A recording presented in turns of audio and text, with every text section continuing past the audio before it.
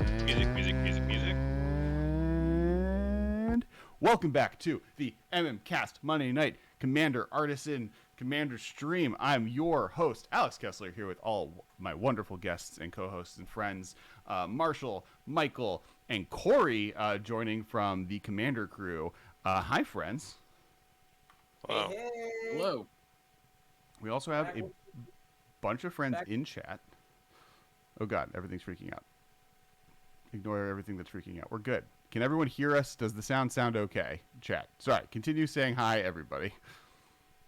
I was saying hi. Excited to be back playing more Artisan Commander.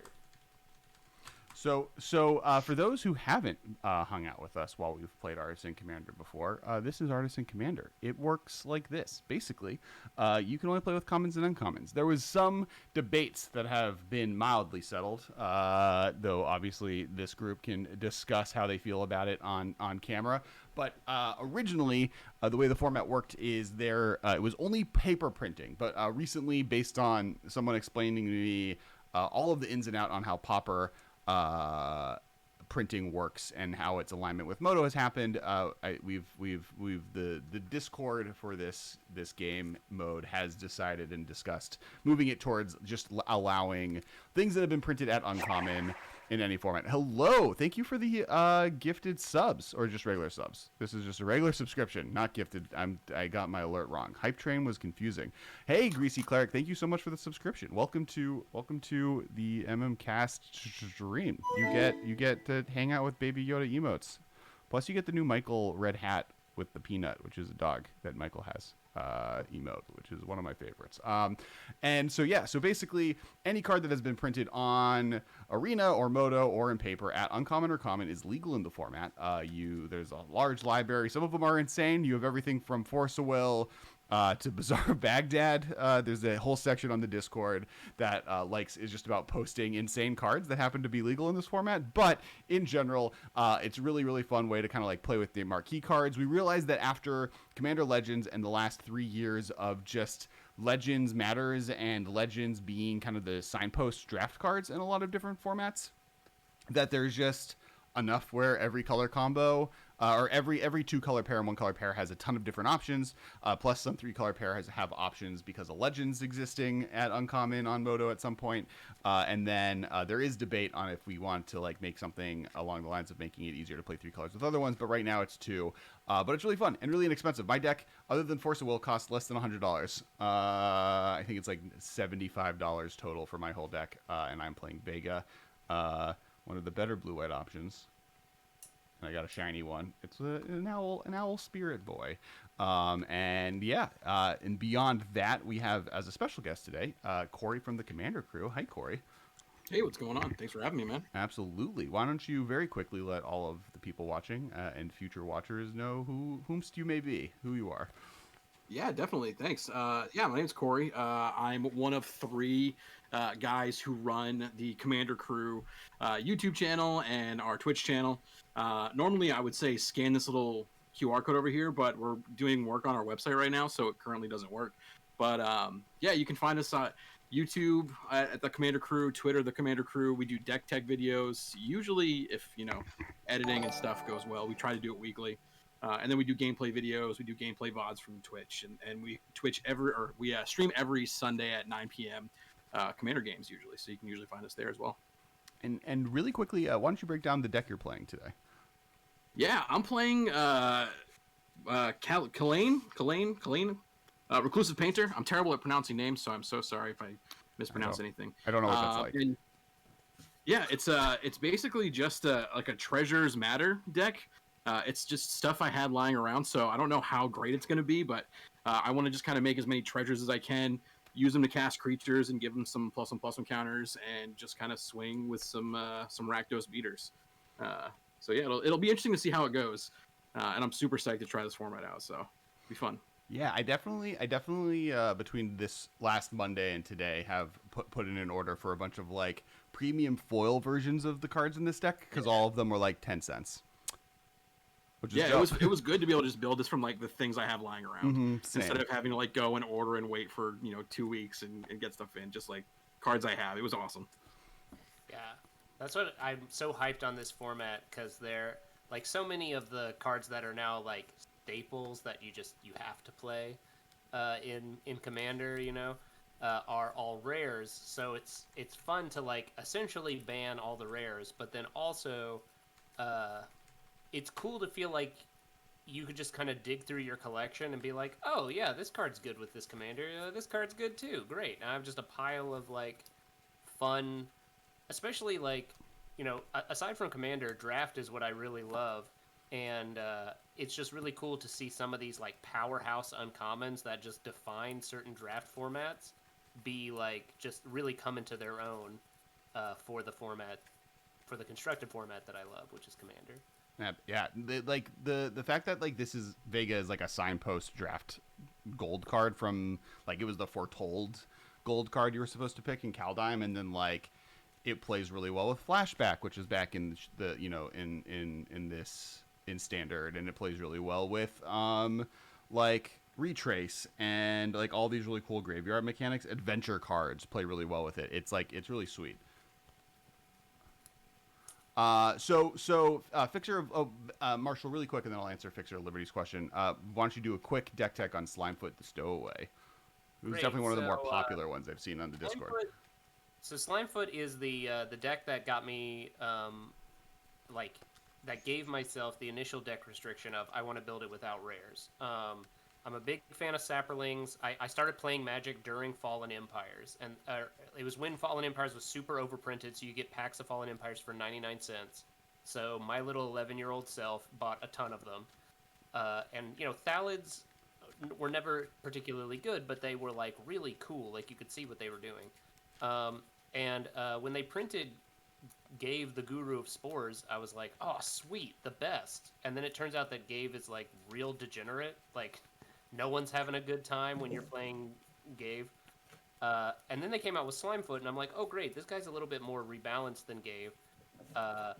And so then I decided to give myself the restriction of not playing any rares, because Slimefoot is basically, right on there. He's an Aristocrats commander. And it turns out Aristocrats, I think, is a really strong deck archetype in Artisan Commander, because a lot of the best Aristocrats payoffs are commons and uncommons. So, yeah, so I built Saprolings and Fungus Tribal Aristocrats with Slimefoot. Perfect. And Fixture of Liberty, hey, Alex, do you think some of these decks can be decent against casual traditional EDH decks? I'm contemplating building a few to play against my friends. I think absolutely. I think, like, there are insane like Skullclamp is legal in this format, and so like there's just some of the high power stuff that you do get access to still lets you kind of even that out. And like there are people in the Discord right now like brewing CDH level like quality versions of decks. So I think you very easily can build decks of this variety to most of the power levels on the spectrum. I don't think you'll be able to like fully compete with the CDH group, but like you'll be able to come up with something that's comparable. And I think that anything below that spectrum is possible because of that, for sure. And then Michael, you have also joined Corey in the Rakdos, the world of Rakdos. What's going on with Carter today? Yeah, last Monday I played Trelasara green-white, so I wanted to mix it up. And I wanted to try and play like a more controlling deck, because Trelasara was a very assertive deck. So this is what I came up with. I thought Carter was cool. I was trying to build Killian, but there wasn't enough. The idea with Killian was like it discounts my removal, so I can play stuff like Annihilate or Slaughter or whatever, like some of the kind of like card advantage kill spells, but I make them cheap enough that like I'm not spending my entire turn like annihilating one creature, and then everybody just replays a bunch of creatures and I'm worse off. But there wasn't as many of them as I had hoped, like good kill spells like that. And then I was like, well, how am I gonna win? I can like suit Killian up with some auras, but then that takes a big portion of my deck, and I don't know, it just didn't really get there. So Carter is my controlling deck instead. Fair. I'm hyped, Carter. All right. I was this close to building Cardor. I was looking at them, and it came very close to that build. Oh yeah, we'll Demon have. Berserker. What a cool creature type. Who doesn't love that? That's true. I know we have 2 people that are working to build a Killian deck as well that will be joining the stream at some point. So that'll be it. Killian will get its time to shine. That's nice. I did see somebody posted a Killian deck in the Discord, and I took a look at it, but it was like pretty much Voltron. I mean, like, it had spells that target your opponent's creatures, but it was kind of like using the other half of Killian, which is like target your own stuff. Right. Which is fine. It's not really what drew me to Killian. I do think that Voltron is really easy in this format. I mean, kind of as we saw last week, where we had the Allen's deck, which was the Arden and who was the red partner? I don't remember, but it was red-white equipment partners. Kedis. There's like a ton of good equipment at common and uncommon that you can like suit up your commander and beat down, and then I ended up with like a 50-50 or Trelisara or whatever, and I was like trying to trample over with that to win, and so it felt like Voltron was pretty easy, so I wanted to like try something different and not build Voltron Killian. Like, I'm trying to explore the format, Hey Alex, I just realized you got to give me an invite to this Discord. I don't know if I'm on the. Is it Oh. on the Keth Friends Discord, or did you make a Artisan Commander Discord? He put it in the chat, Well, in the Twitch chat. It's an Artisan Discord. I got you covered, Marshall. I just Also- reposted it into the Discord. Alex, on the stream, we can see that you have not accepted cookies from Spell Table, Oh. and you also have a download that wants you to know that it's finished downloading. That was the thumbnail for this episode. It's gone now. Thank you for that information, Michael. Doing God's work. Oh, Mardoz is super low. Michael or Marshall, can I get your audio to be higher? I should be able to. Can you hear me now? I can move my microphone closer to me. Is that better? Chat. Marshall, you gotta keep talking, I guess, while I'm asking you if it's I'm better. gonna keep on talking. Fixer of Liberty can hear me. Yep, Yeah. it is better. All right, cool. All right, I'm gonna randomize turn order. I have a hand that I can keep, so I'm good there. It looks like I am second. We're starting with Marshall. Sorry, Corey, you are last, and then Michael That's will be totally third. fine. What a way to treat your guest. It's the auto shuffler. I don't control this. So one thing that we realized with this format is that leaning directly into kill spells, like most of the best removal in Magic is at common and uncommon. Yeah. Most of the best threats are not. So like there was a point where I had a pile of just like good removal spells, and I had to start thinking, okay, how can I actually win? All right. Am I good to start us off? Yeah. All right. Draw. I will play a Tangled Florahedron as Tangled Veil and say go.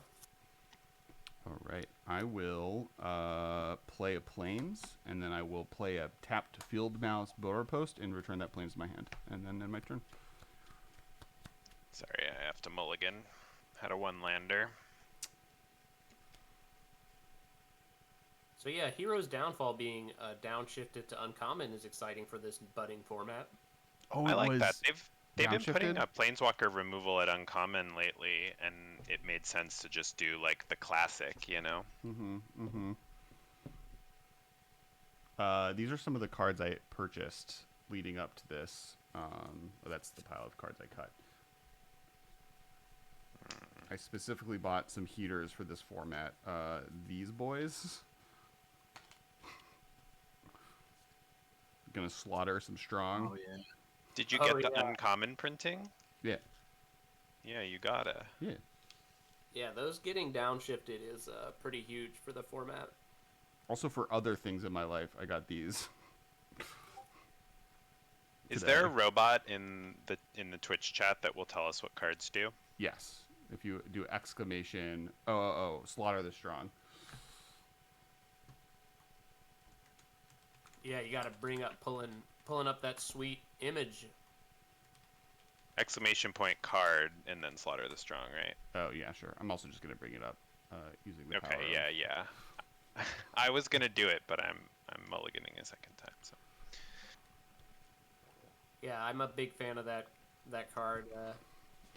It's a pretty solid just all around Voltron. Like if you're doing sort of a Voltron or you're building your deck around your commander and your commander has 4 or less toughness, like Slaughter is really I don't know. It strikes me as more of a control card because your commander has to be 4 or less power to live. Yeah.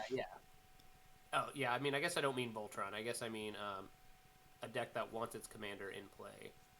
But I guess every deck wants its commander in play, so that's being redundant. I mean, my commander is a 2/2 that flies, so the power 4 or less isn't an issue. Mm. I'm done. All right. A swamp. Strong play. I'll play an Evolving Wilds, and I'll crack up for a swamp as well, and then I'll pass. All right, untap, draw. I will play a Jund Panorama. I will tap and play a Wild Growth, enchanting my Tangled Veil, and I'll pass. I'm also excited for D&D Commander Legends. I'm excited just for more partner cards, to be totally honest. Yeah. Yeah, and partner, like, I feel like for the most part they did partner really well in Commander Legends. I honestly believe the bad rap that partner had for so long has more to do with how little options there were. Like the fact that there were only, I mean, I know there's no way to do that better than they did, I also right? think But they did miss the mark in terms of power. Like there were a few of them that were too powerful, and it kind of soured a lot of people on the mechanic.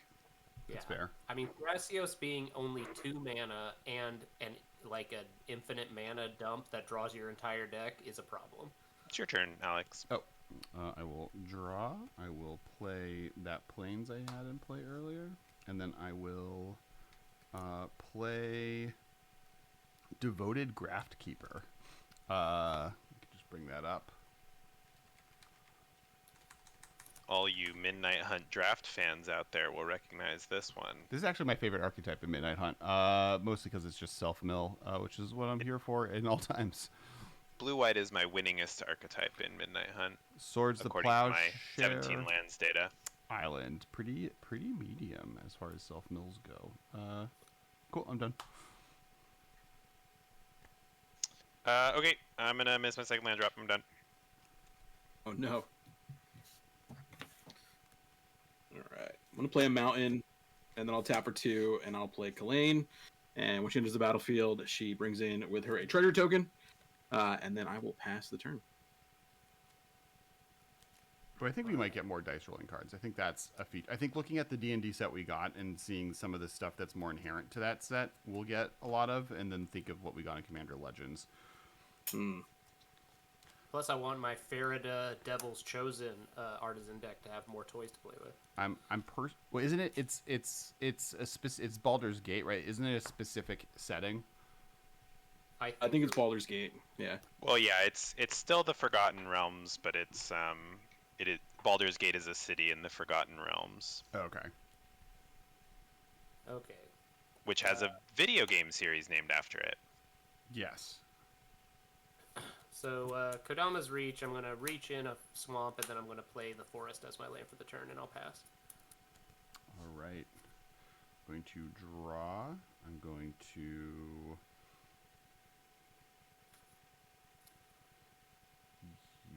I'm going to play a Plains.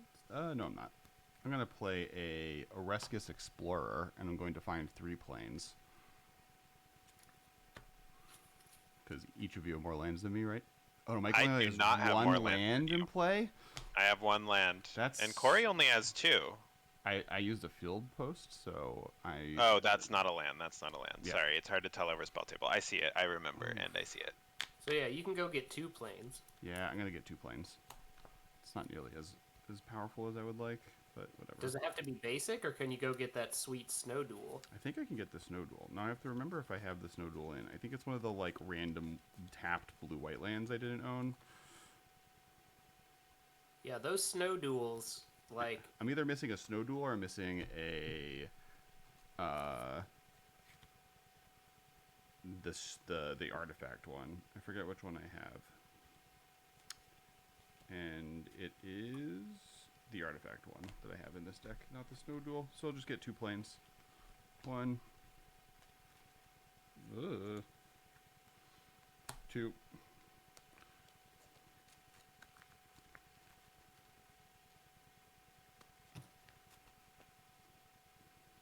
And I will play a tapped land.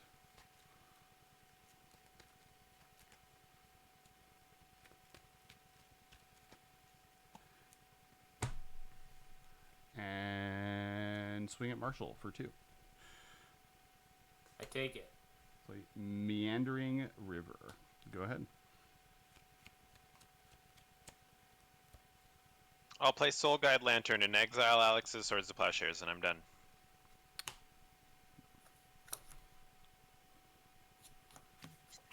Strixhaven campuses are really nice for this format. Sadly, I am in blue-white. One day we'll get to go to the Strixhaven Military Academy. And give me The 2 decks I've built were red, black, and green, white, so I have not yet been able to play with a campus. There is the fetch lands, though. Yep. For allied pairs. But you can put them in your deck and fetch up your snow duel. That is true. There is a fetch dual mana base in this format. It's true. All right, I'm gonna play a makeshift munitions, and then I will tap a swamp for a shambling ghast.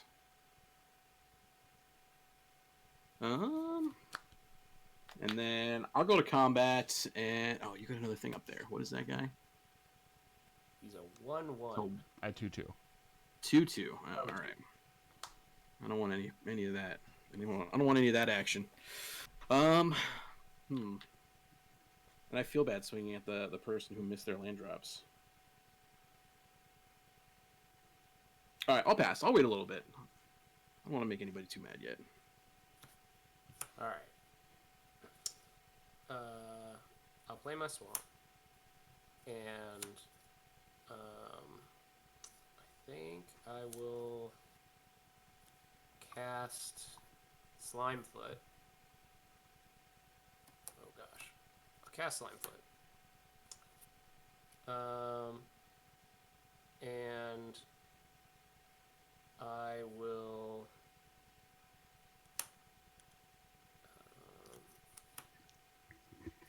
I'm going to cast Fists of Ironwood, targeting Slimefoot. I make 2 Saprolings. And then I'll pass.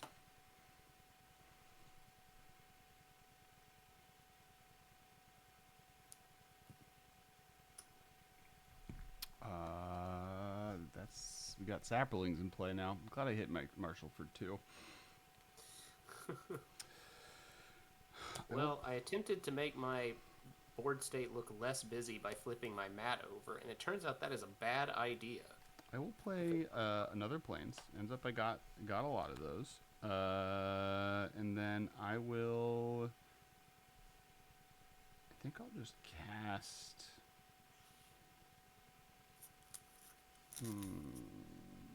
Oh, I lost Marshall. Marshall, your camera is gone. So your spell table is gone. Is it? Yeah, I cannot see you in spell table. Alright, I'll refresh. Can I see other people? Michael, can you move your hand?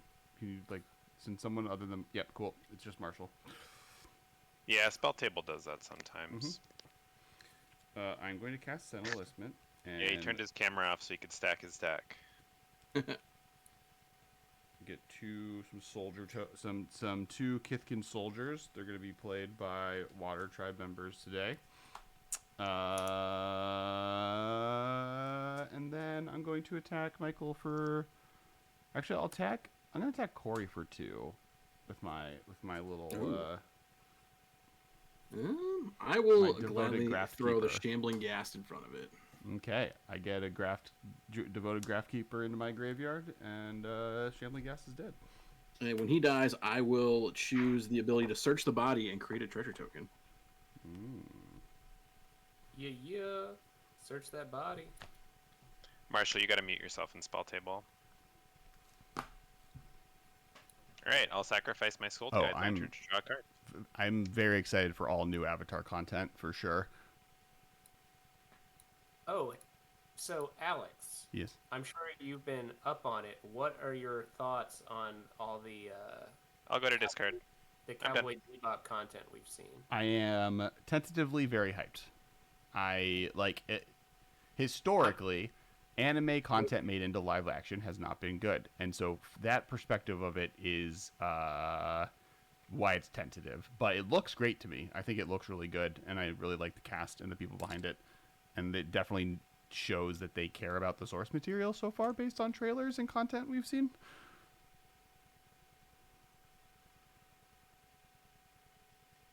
I'll play a Disciple of the Vault.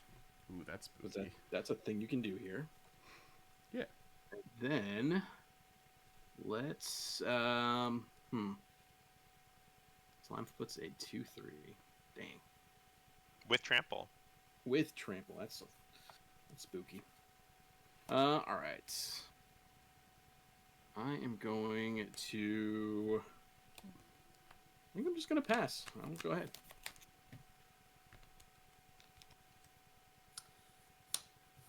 All right, untap, draw. I'll play a forest. Ooh, Disciple of the Vault and Makeshift Munitions. Those are some magic cards.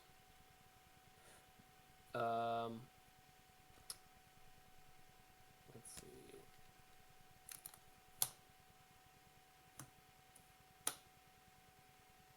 Are there no worth like good demons at uncommon? Carter. That's true. Yeah, it's a good one. There's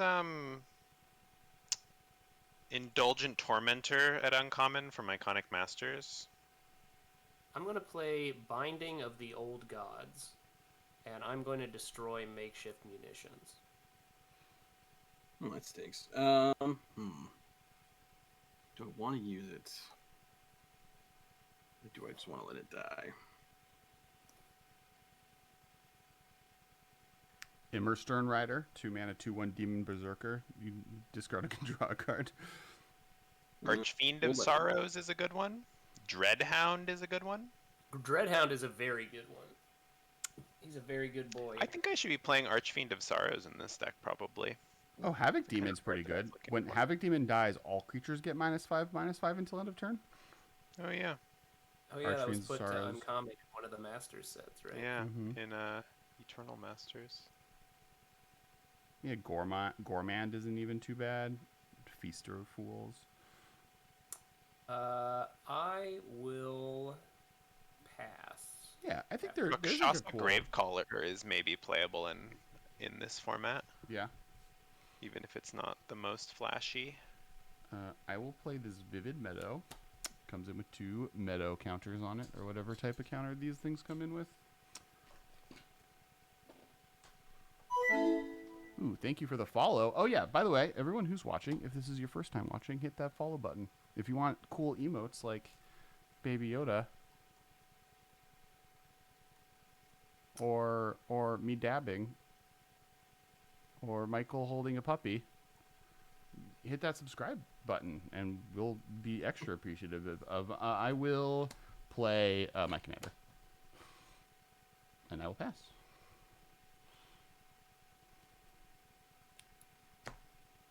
Thank you for the follow, Despot Thoughts, or Depot Thoughts.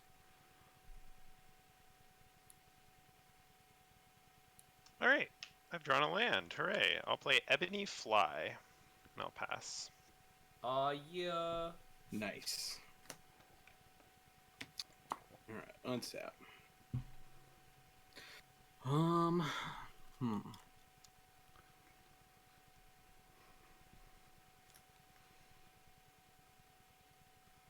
gonna tap 4, and I'm going to play a Greed, and then I'll play a land for turn, which is Rakdos Carnarium, and I'll bounce one of my mountains to my hand. Mm-hmm. Oh, I forgot to put Carnarium in my deck. That's foolish. All right. I guess I'll start swinging. I'm gonna go to combat, and I will swing at Michael. Right, that's the Cardor. That you're Michael, right?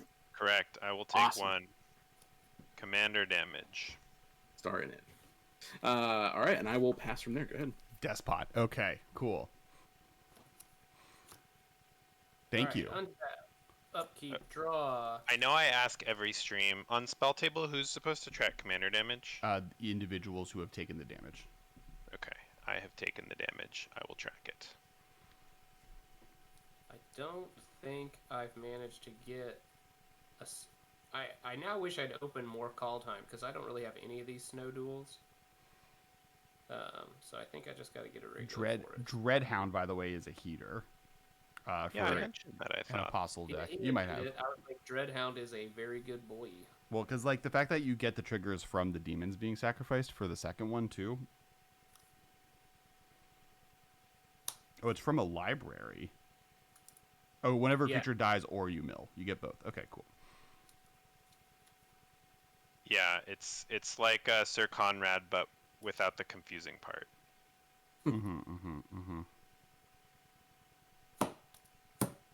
Okay, so did chapter 2, got some forests, got a forest.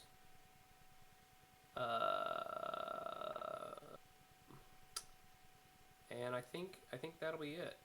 I'll pass. Okay. Ooh. Hey, thank you for the subscribe, Fixer of Liberty. Woo! We can put little emotes in there. It could be. I feel like when somebody subscribes, you're meant to do the arms like Sokka's doing in the little animation. Oh, which one is Sokka? Which Sokka animation? I put like 4 different ones in there. Oh, he's like waving his arms. Oh, it's I mean, like you the can't Muppet. see me, but Oh, yeah, something like that. Alexa, shut up. I didn't talk to you.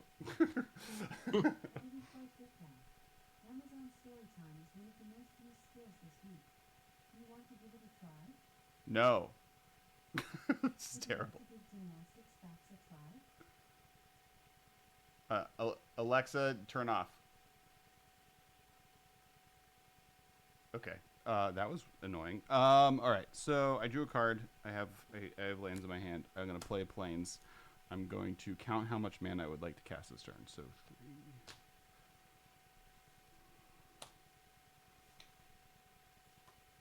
3. Okay. I will. I guess first cast Devoted Gatekeeper for their disturb cost. I will draw a card and get a Departed Soulkeeper, who is a 3/1 that can't block. Can only block flying creatures. I will then cast Arcane Signet, and then I will pass my turn. Drop. I will play Talisman of Indulgence, and I will play Night's Whisper. Draw 2, lose 2, play a Sulphurous Mire tapped. I'm done. Right. No, my avatar tokens are from being a patron to Inkling Customs. I think at the $15 tier, once a month, she will make a token of your choosing and send it to you. I will show more of them in a second, but keep taking everyone's turns.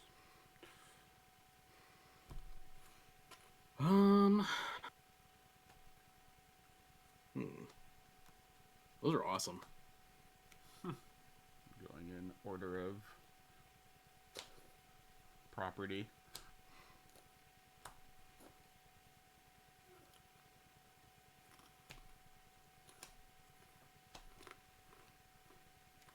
Then we have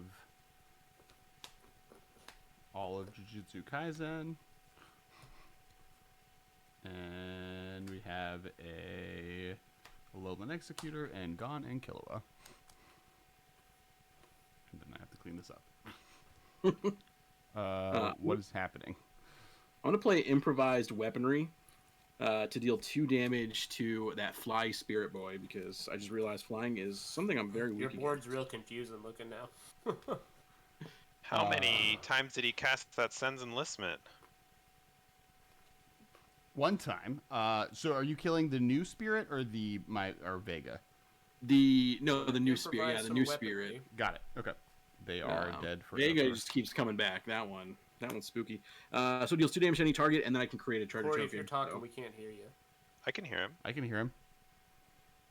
Oh no. Marshall, can you hear Or any of maybe us? I can't hear you guys. Oh, I think Marshall can't hear anyone. you can't hear any of us. That's an interesting problem. Womp womp. I can't hear anyone now. What the heck?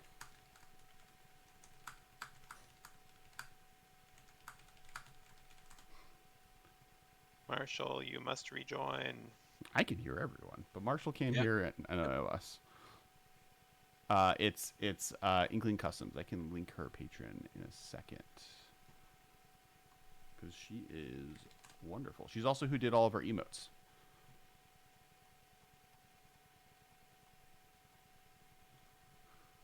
And like a lot of people's emotes. We need to Yes, get very, them- very prolific emote creator.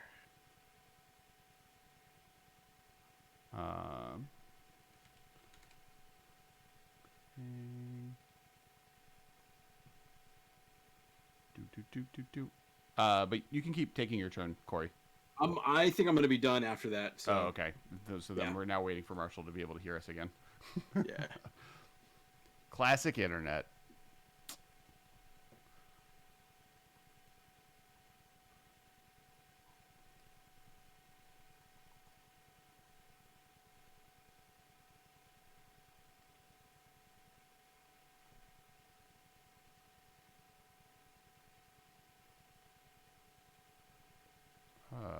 Marshall? Okay, he is hung up. The wonders of live content creation. Well, oh yeah. Yes, with 4 people, all using 4 different devices to connect to each other.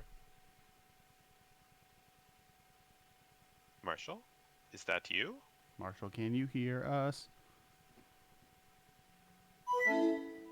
Ooh, thank you for the follow. The fresh squid. Yeah, while we wait for Marshall to get back, everybody hit that follow button, you Yeah, know? that's true. That's true. I guess we could have you heard of Battle Bosses? This is the commercial Oh. break. It's a game.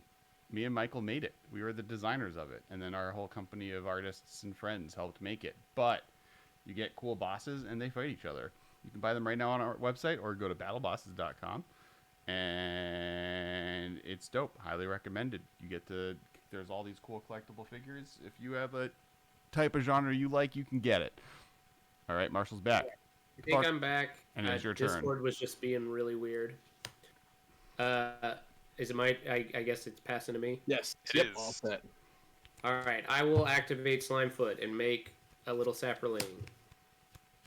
I will untap. Draw. I will go to chapter 3. My creatures have death touch until end of turn. Oh snap! Okay.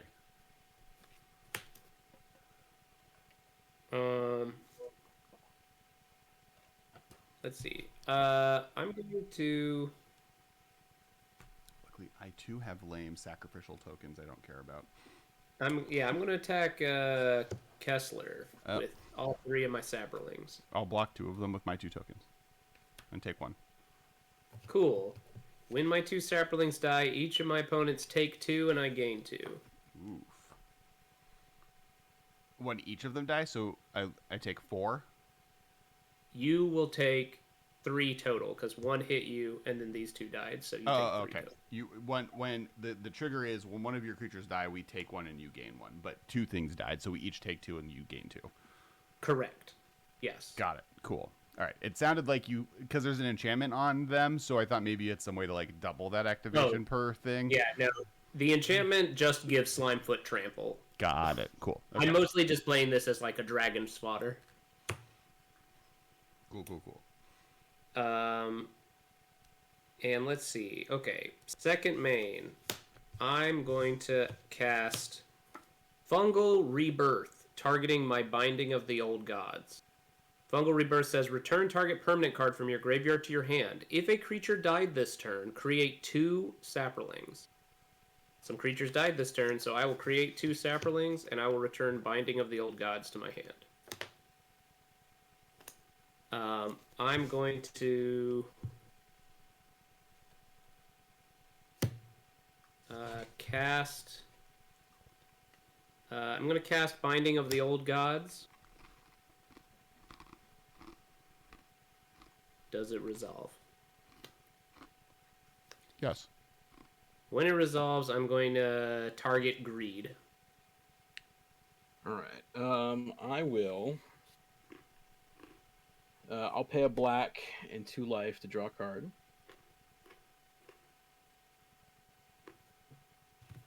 And then I'll do it one more time. Marshall, did you post your deck list anywhere or no? I can get it for you. Let me find where I put it. Oh yeah, now that you're in the Discord. I will be done after that.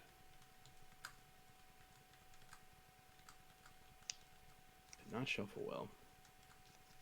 Your turn, Alex Kessler. Okay. I will untap. And draw. Where am I on? Okay.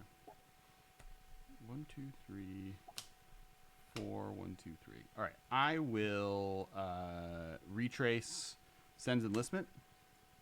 Getting my 2 tokens back. Drawing a card.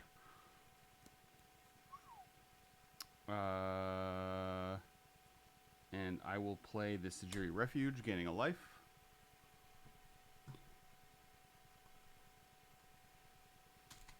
And I will play a Lunark's Veteran. Whenever another creature enters the battlefield under my control, I gain a life. And then I will pass the turn with no attacks.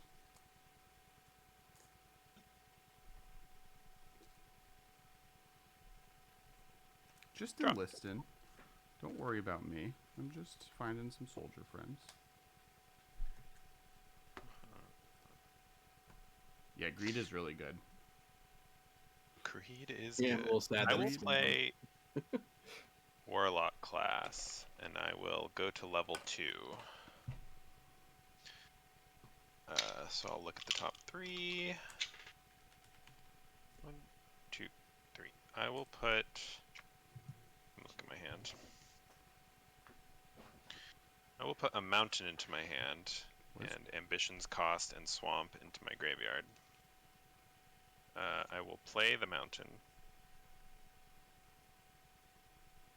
and I will play Young Pyromancer, and be done.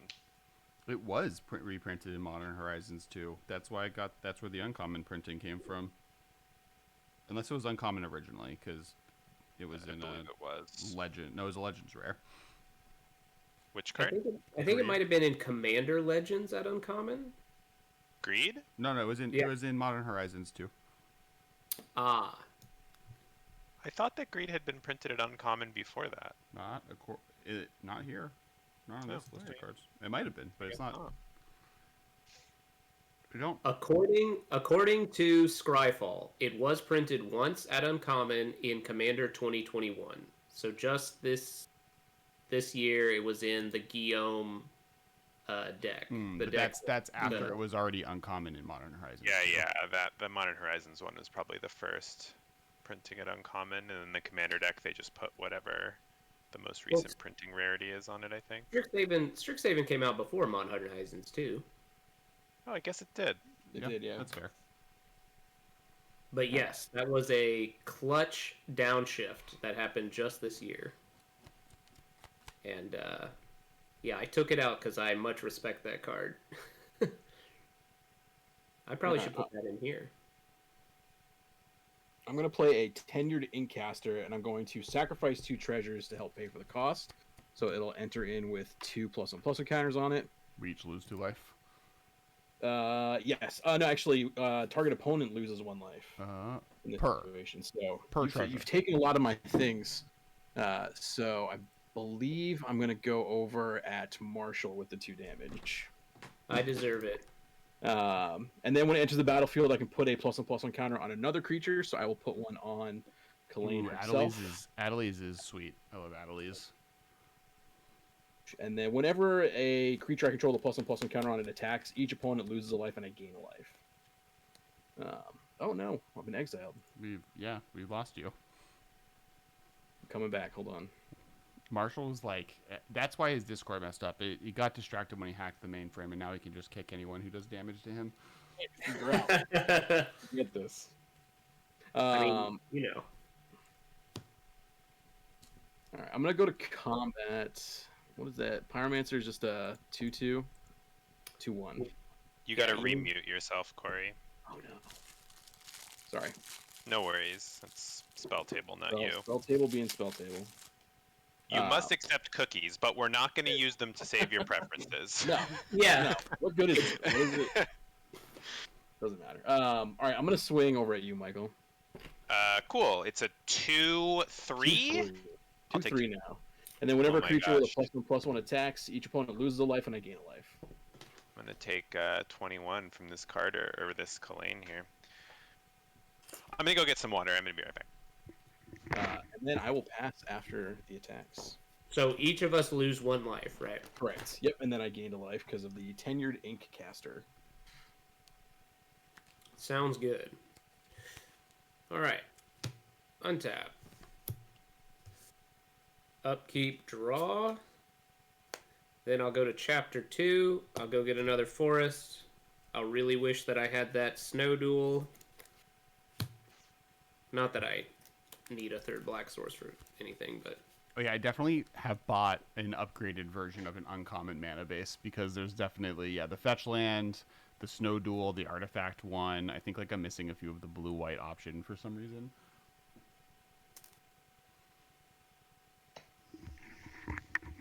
The real question is, should I also play the blue-black and the green-white fetch lands? the Mirage fetches. Yeah, like all 3. I think it really depends on if you have any landfall triggers in your deck. Sure. Like, there's a fungus spore mound that makes saprolings when you landfall, so I'm playing a few fetch lands that I probably wouldn't normally, just, like Jund Panorama. I really actually like the panoramas. I like a fetch land that can make mana and can just sit around. Like, I'm a big fan of the panoramas.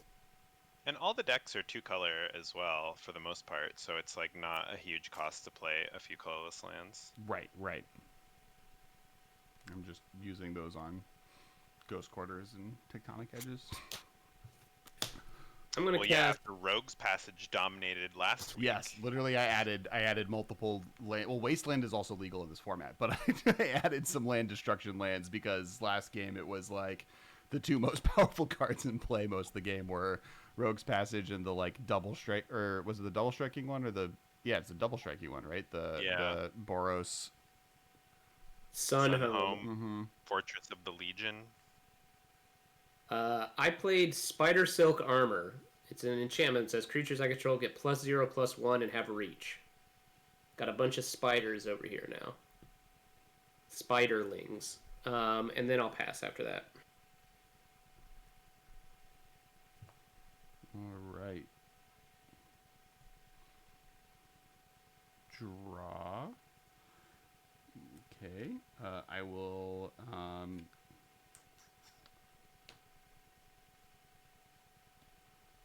Can just straight up tap these 4. I don't think I want to do anything. I'm going to tap these 4, and I'm going to cast Sen Enlistment, discarding planes. I'm going to get Zuko and Aang. We're going to get Team Avatar out here first.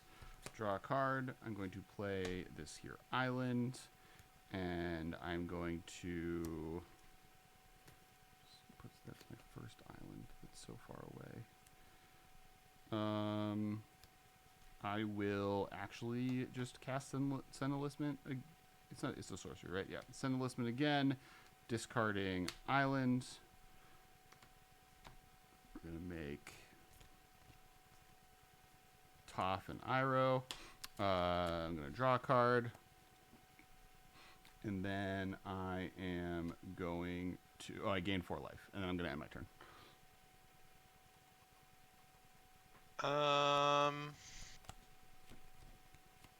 According to Fixer of Liberty, there are 23 playable banding cards in this format, so it's time to make a banding deck.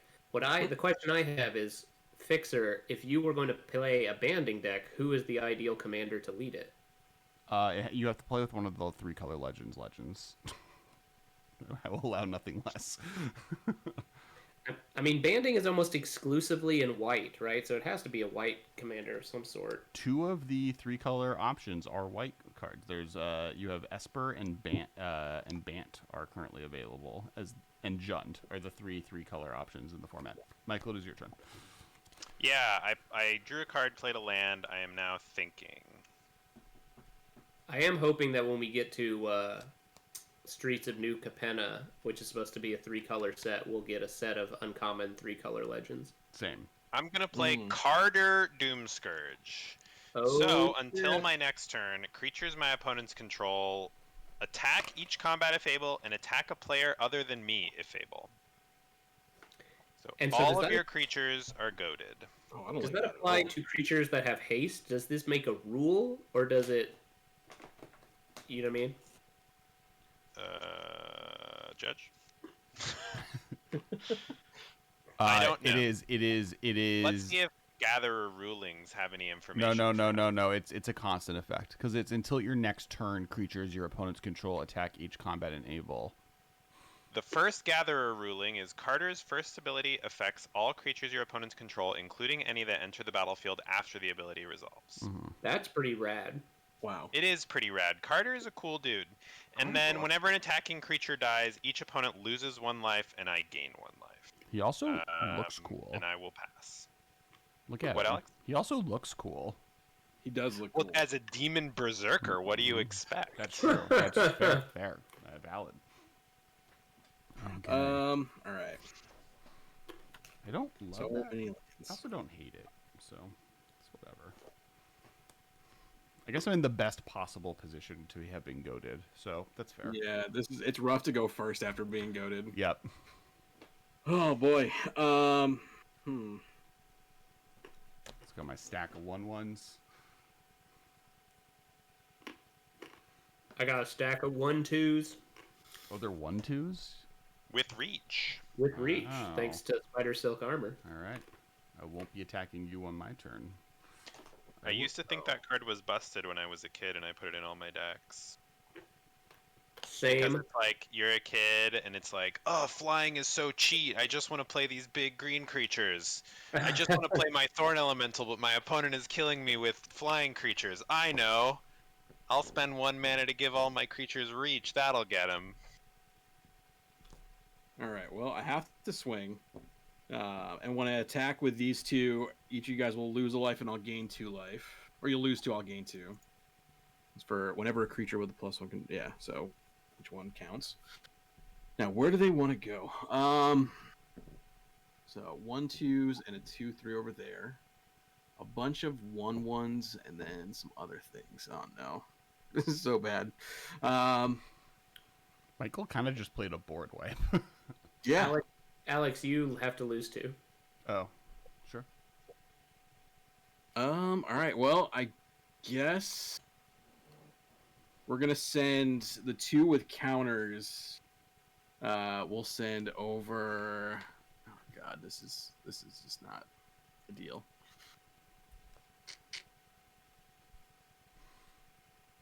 All right, we'll send the 2 with counters at Marshall, and then I'm gonna send the Disciple at Kess. The Disciple is being sent at me? Does it have Death Touch or anything? No, it's just a 1/1. It's gonna die regardless. There's So no. wait, you have so far not hit me once with it, right? You haven't targeted me with its ability? I have not done anything to you with the Disciple. I'm fine opening up a deal to let it live if you continue not doing anything to me with it. I'm cool with that for a little bit. All right, cool. Yeah. I'll take 1. No blocks. Sweet. All right. So let's see. Tenured Inkcaster's a 4/4 and Kalane's a 2/3. Correct. All right. Well, I think I will. I think I'm gonna team block Slimefoot, and one of his saplings will block Kalane. And Okay. I think, uh,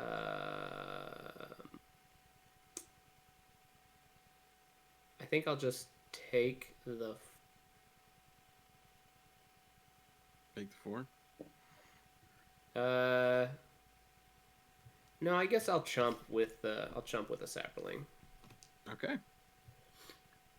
All right. Well, second main. So I guess two of my saplings die. So each of my opponents lose 2, and I gain 2. An attacking creature also died, so each of my opponents lose 1, and I gain 1. I lost 3 life.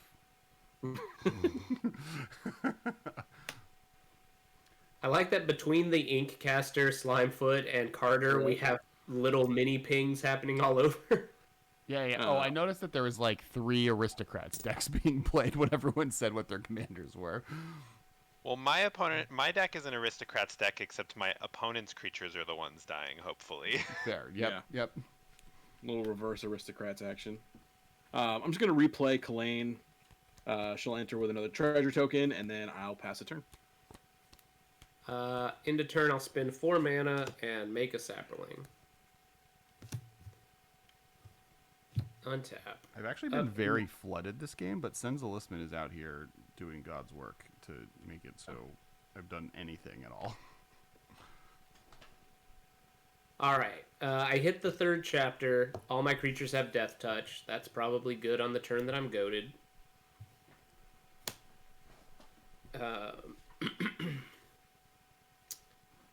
Let's see.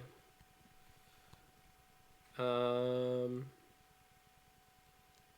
right. Well, I guess I am going to go to my combat step because I gotta.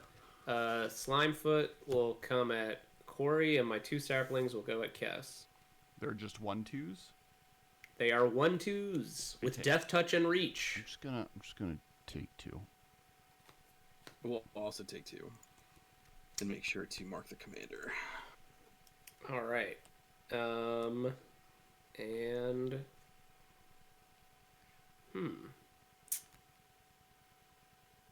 I think I will then pass. Okay. I will draw for the turn.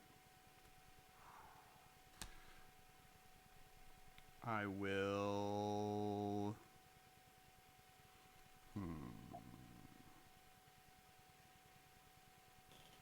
I am going to...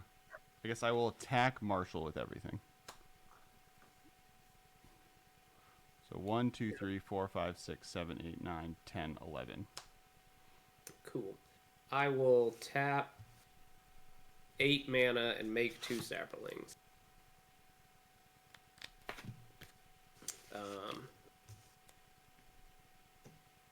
I will have them block your 1/1 with Disturb and one of your Kithkin soldiers. Sure. They both die. Everybody loses 2, and I gain 2. Everybody loses 2, and you gain 2. Yep, cool. And then how much am I taking there? It looks like 1, 2, 3, 4, 5, 6, 7, 8, 9. Take 9. I go to 25. All right, I will cast the Disturb on this here Lunarch veteran.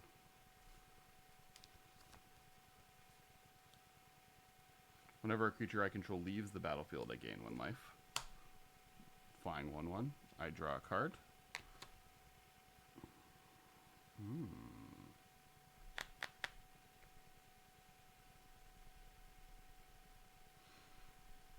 That's cool. You there for now.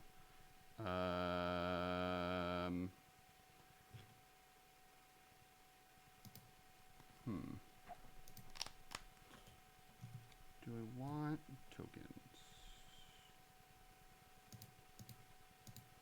No, I'll play an island.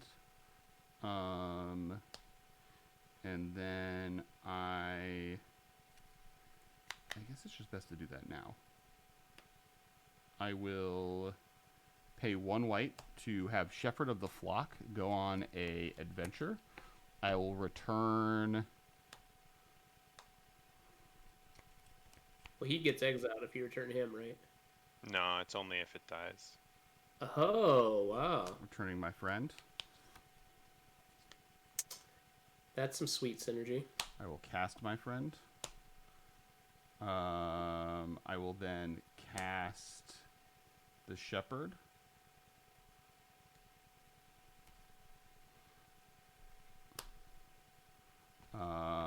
And I will draw a card and gain a life. And then I really don't like how many tokens exist. I will pass the turn.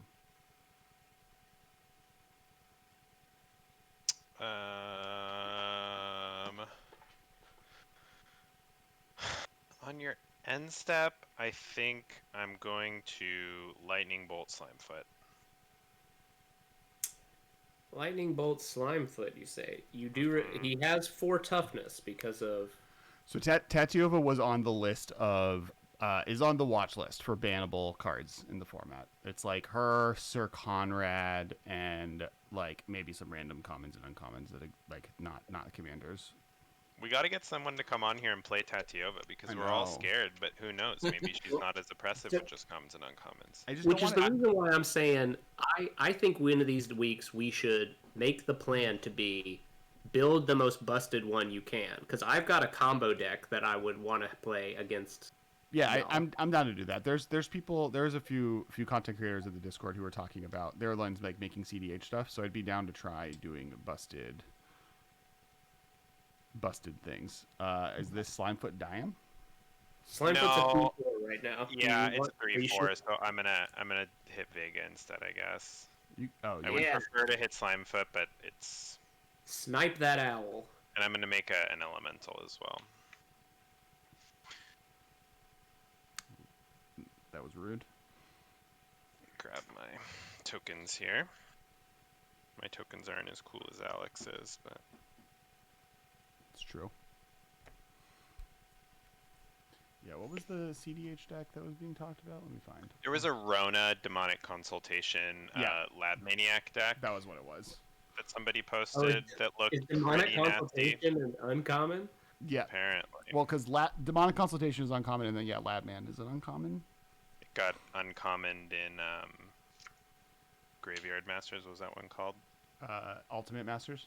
Ultimate Masters. Who could forget a name like that? So, looking at the cards with banding fixer, I think Maya or Maja, depending on how it's pronounced, would actually be somewhat legit because she pumps all these banding creatures.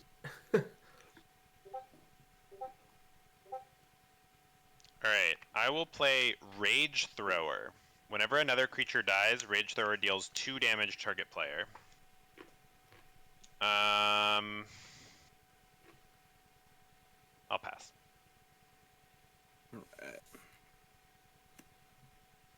What does Rage Thrower do? Rage Thrower is what it's called? Yeah. Whenever a creature dies. Yikes. Oh, to target player. Okay. Still scary. I remember this guy. Damn, I love old Innistrad.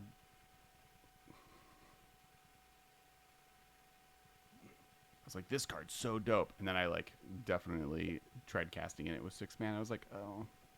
But in this Yeah, format, being 6 mana is pretty rough, but I have a bunch of ramp in this deck. I mean, that's how I was able to play the game. I kept a 1-lander with two mana rocks. sure. Eventually got there. I don't feel like I'm super far behind or anything, so. Michael had Ghost of Ramirez and Tormod last week, and it was really strong. That was Marshall. Did I say Michael? I meant Marshall. Marshall did it. It was Marshall. It was Marshall all along. Yeah. I would, yeah. If I was building if I was like trying to do the demonic consultation thing, I actually probably would go with those two. But I think I just gotta hold back. I played a land. I'm gonna pass. You can also do Duskmantle, Guildmage, Mindcrank. That's true. Right. As another Those combo. are both uncommons. Mm-hmm. Not as powerful as Demonic Consultation, Lab Maniac, but I guess a little bit more resilient to removal. Yeah. I'll play a Jungle Hollow, gain a life.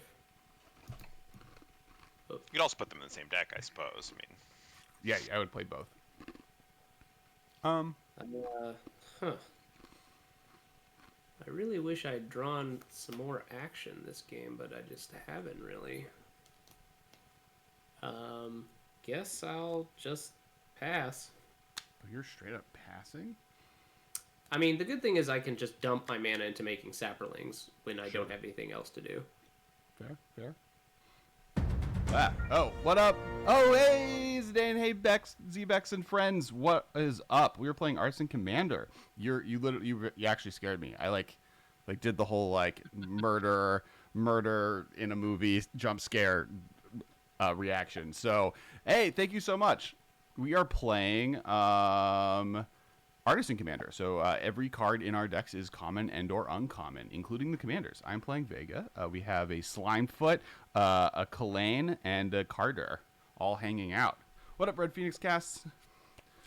Hey, House of Cards. All right, what am I doing? I am in the middle of my turn, so I have not drawn a card for my turn. I should do that. Ooh, okay. I will play Vega. How dare you, Michael? Kill my bird. well, your bird wasn't my primary target, but once I showed everyone I had a lightning bolt, I was like, well, I'll just hit the bird. That's fair. Bolt the bird. It's the rule of modern, you know it. I will play an island. Oh, I gain a life from playing the bird. I will play Secrets of the Keys and make myself a clue token.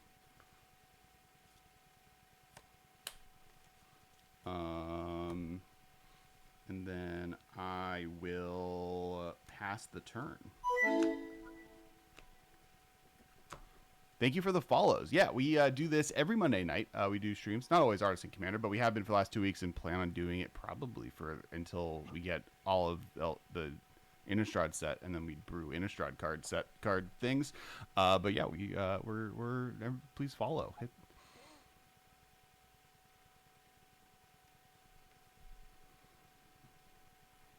That's a cool clue Hi, token. Kaylee. Ooh, we have another raid. Wow.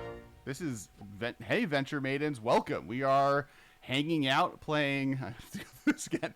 We were playing Artisan Commander. This is uncommons and commons only, and it is Michael's turn. He's playing Carter. I will play Ardent Elementalist. I will get back Ambition's y'all hear me? Cost. Ooh, hey, Air Bubbles I can cosplay. hear you, Marshall. I think my Discord got logged out again. Oh, we lost Marshall. So in the meantime, we have the Commander crew, Corey from the Commander crew, joining the stream tonight. They are playing Kalane, the Treasure Bard, which was almost we do a stream every set that's like everyone in the crew has to brew a new commander from the new set, and Kalane was my second choice because I was super hyped that there was a Bard legend. I went with Varish instead because of the venturing into dungeons. Marshall, you can hear us again? Yep. All right, cool. Michael, you can do your turn. I've played Ambition's Cost, the Ice Cream Murder, and drawn 3 cards. You played Ardent Elementalist, get it back, play it, draw 3 cards, lose 3 life. 1, 2, 3. And I made an elemental off of Young Pyromancer. I will play Oh god. Mountain and pass. All right, on your end step, I'm gonna tap for 2 to play a Deadly Dispute, and I will sacrifice one of my treasure tokens. We will have Kess, since you're at 33. I'll do the 1 damage to you. Oh wait, no, I can't. You made a deal. We have a deal. I won't go back on that. I'm sorry. Michael, I'll hit you for 1 from the disciple. Mm-hmm. Sorry, that was almost terrible of me. And I'll draw 2 cards, from the Deadly Dispute. Cool. And then, well, this is an instant too, so I might as well keep going, right? I'll tap 2 red and 2 black for an unexpected windfall. So as additional cost to cast this, I'll discard a card. I'm just going to discard this mountain. I'll draw 2 cards and create 2 treasure tokens. Was that unexpected windfall truly unexpected? It really was, yeah. Oh, that was that. All right. And then I'll go to my turn. Ooh, So that's we will cool. untap. Maybe I want to do that. We will draw. All right, we'll play this mountain. Deadly Dispute makes a treasure as well. Did we miss it? Or Yes, it does. Oh yeah, I did miss that one. Yeah, I should have 4 treasures, correct. So what I'm going to do is just use a dice here instead of the tokens. Thank you.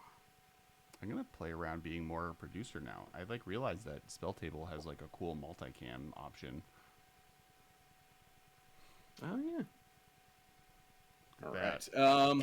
I'm going to sacrifice all 4 treasures, and I will split it up. I'll do 2 to Marshall and 2 to Michael, Howie. and then so 4 and then 2 red, and I will play a red dragon, and it's going to enter with 4 +1/+1 counters on it, and when it enters, it deals 4 damage to each opponent. Whoa. Yeah, he's a big boy.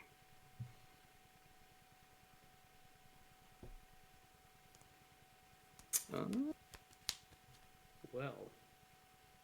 And then I'm just gonna play this Wayfarer's Bauble, just chilling. All right. Well, everyone's got a ton of blockers, so I think for now we're just gonna hang tight. End of turn, I will make 2 more Saprolings. Ooh, Blue Light, Glacian, and Rebecca is sweet. I just wish Glacian didn't cost infinity mana to cast. Yeah, he's not very exciting. He's not bad. It's just for 6 mana, that's what I'm getting. Rebecca's great I though. get to draw 1 card a turn. Yep. Okay, so I made 2 Saprolings, untap, draw. Okay, this is some action. None of my opponents are playing green, but that's okay. I also didn't realize. I knew Spell Table had this function, but I'd only ever used it for 2-player Spell Table games. I'm gonna cast Oakheim Adversary. Gonna draw a The card. Death Touch Magpie thing. And I will pass. I will flashback Secrets of the Key. I'll make 2 more clue tokens.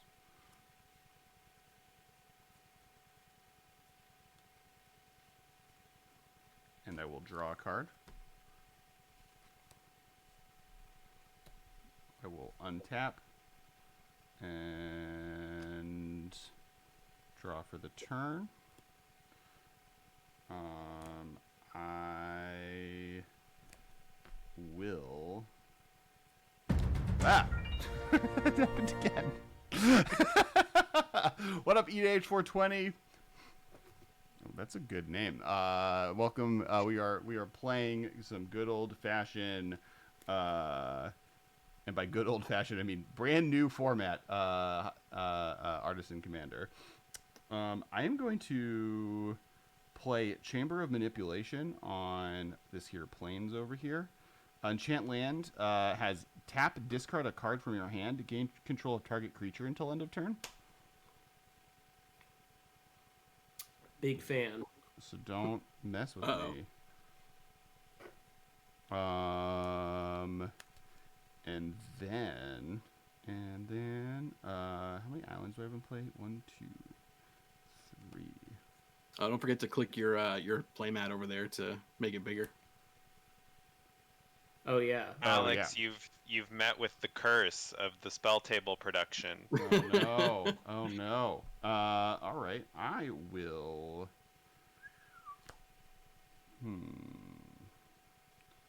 I will think about what I want to do in life, and I think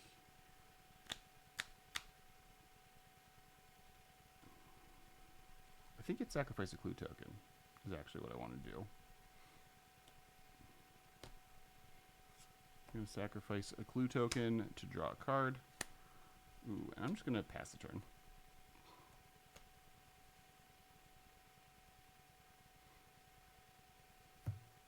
Much as I want to do things, I shouldn't. Okay, I'm done. Draw. Play a land. So I think I'm gonna cycle Forgotten Cave. Draw. I will play Shiny Impetus on My Slimefoot. Oh, not the adversary? Come on. No, it'll be more fun if I put it on Slimefoot. Okay, so Slimefoot has +2/+2 and is goaded. Yeah, Correct. And when it attacks, I create a treasure. Yeah, I believe Lasagna is a pretty specific mid-tier rating. Wait, is that a real thing? Lasagna Commander. It's from Rachel Week's podcast. It's like a kind of mid-tier, but trying to be as crazy as possible format. At one point, people were trying to co-opt it as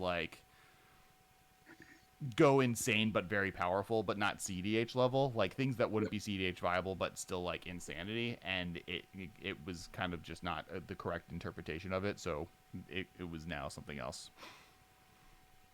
All right, I will play Loyal Apprentice, go to combat, make a Thopter, and I guess everybody has a flyer. Thanks, or EDH420. 100 reach Saproling, so I'll pass.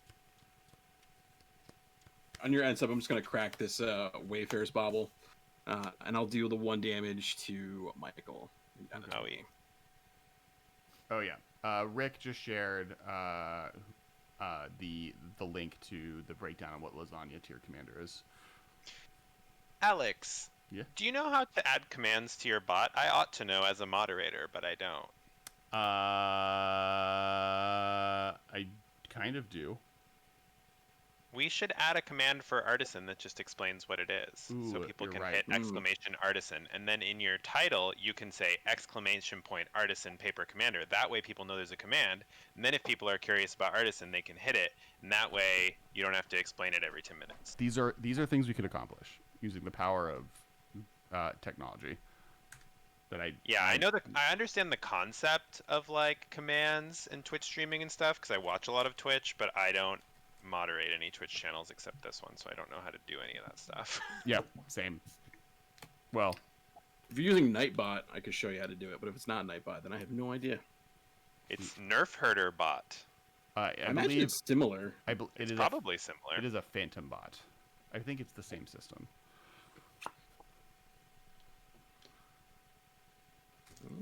Your board is very clean. I will give you that. Thank you. I watched this one guy that I play with who organizes his lands very specifically, and at first I was like, that's ridiculous. How do you have the forethought to do that? And ever since I played with him that one time, I have to do this now. I don't know what happened to me, but here I am. That's fair. All right, I'm going to pay 3, and we will play a Filigree Familiar. One artifacty dog boy. Oh yeah, we'll gain 2 life when he enters the battlefield, and when he dies, I can draw a card. And I think I like having the red dragon back as a blocker for now. And everyone's got such good blocks. This is a not great attacking state here. This is a gummed up board. Seriously. I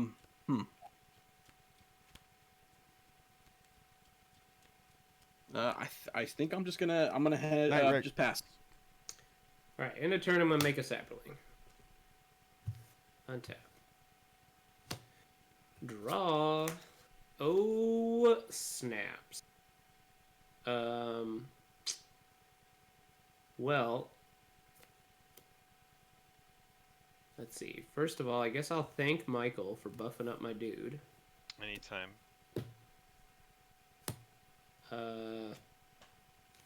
because that makes this card a lot better. I'm going to play Fungal Sprouting. Ooh. Create X 1/1 sapling tokens where X is the greatest power among creatures you control. So I'll make 4. Now I've got so many saplings. Let's see. That card would have been pretty unimpressive, only making 2. So you're welcome. So I had 7. Adding 4 more of them, I have 11 now. Here's my dice. Let's see. Well, I'll go find my dice bag here in a second. But here's 4 more. It's not that one, unfortunately. Then I will. Let's see. Yeah, okay. I guess I will declare my attack step. I'm gonna have Oakheim Adversary attack Corey, and I'm gonna have Slimefoot attack Kessler. And and then I think I'm gonna leave my Saprolings hanging back. How big is Slimefoot? He is a 2/6. Or no, he's a 4/6. 4/6. Chonky. 4/6 with trample, thanks to Fists of Ironwood. I'm gonna block with 3 1/1s and a 3/1.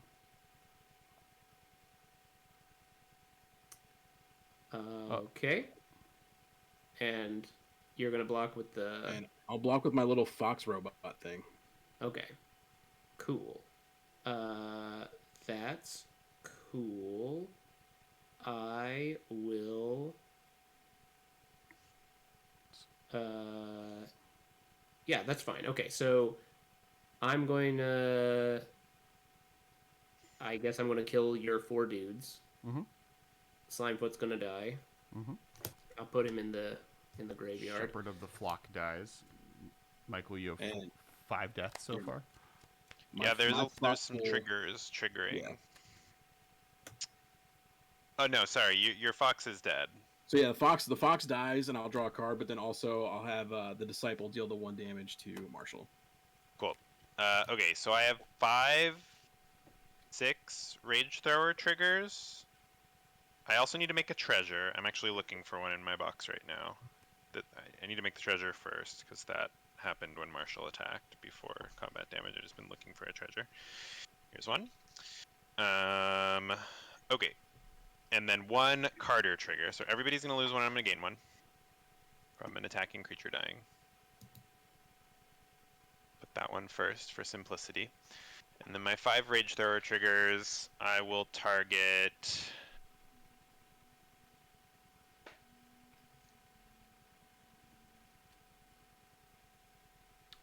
I guess I'll do 2 to Alex, 2 to Corey, and 1 to Marshall. So you will take 4, Alex and Corey. You will take 2, Marshall. All right. Second main, I'm going to play Witch's Cottage. And I'll use its power to put Slimefoot back on top of my deck. Okay. And then I'm going to play Null Mage Shepherd. That's tap 2 creatures, destroy an artifact or an enchantment. Tap 4, yeah. It's a creature. It's tap 4. Tap 4 untapped creatures to naturalize. Yeah. And then I'll pass. Wait, Alex, how many cards do you have in your hand? I have 1, 2, 3, 4, 5, 6, 7. I'm going to use Force Will, hard casting it to counter that artifact destruction creature, though. Whoa. All right. That's like really scary and kills things that I like that I have. I will untap. I will draw for the turn. I will play Mystic Sanctuary, targeting Force Will, putting on top of my deck. I will cast Think Twice. Drawing. So I think Mystic Sanctuary, Alex, is a reason for you to just be playing every single Fetch land. Fetch land that Yep. you can play. Agreed. Or At least the the ones that two get islands. the two blue ones that I can Yeah. that are in my colors. Yeah. Or yeah, I guess the two blue ones. And then Can the panoramas get non-basics? They can, right? No, they no, cannot. it's basic only. Rip. I will then cast Think Twice, drawing 2 cards. 1, 2, sick. And then I will.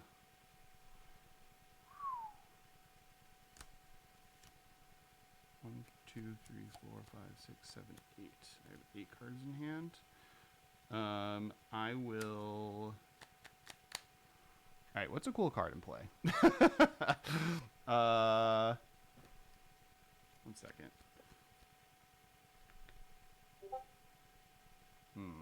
I mean, why are you looking for a cool card?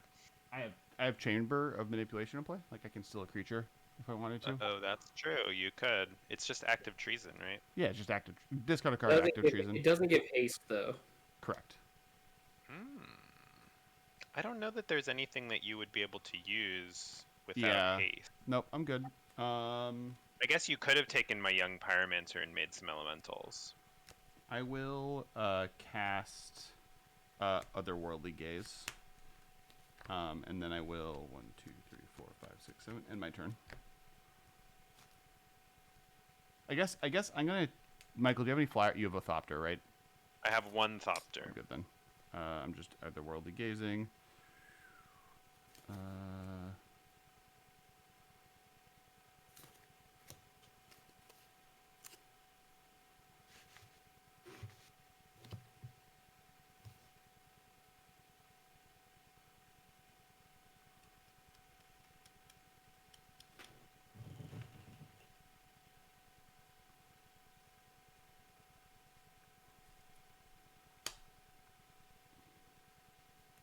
Are you done otherworldly gazing? Yep. Okay. I'm just gonna put all 3 cards in my graveyard. I put Azorius, Guildgate, Slaughter the Strong, and Shepherd of the Cosmos in my yard. Cool. I will play Suave. Oh, thanks for the sub gift, Jen. Jen's awesome. Jen gifts so many subs in all of these streams. I don't know if you've seen her around, but they gift so many subs. It's unbelievable. You're really doing God's work. What do I want to do on my turn? I feel like I want to make big plays. Teferi's first barber is now a sub. You can cast some Baby Yoda motes. Oh, I'm sorry, Greasy Cleric. That sucks.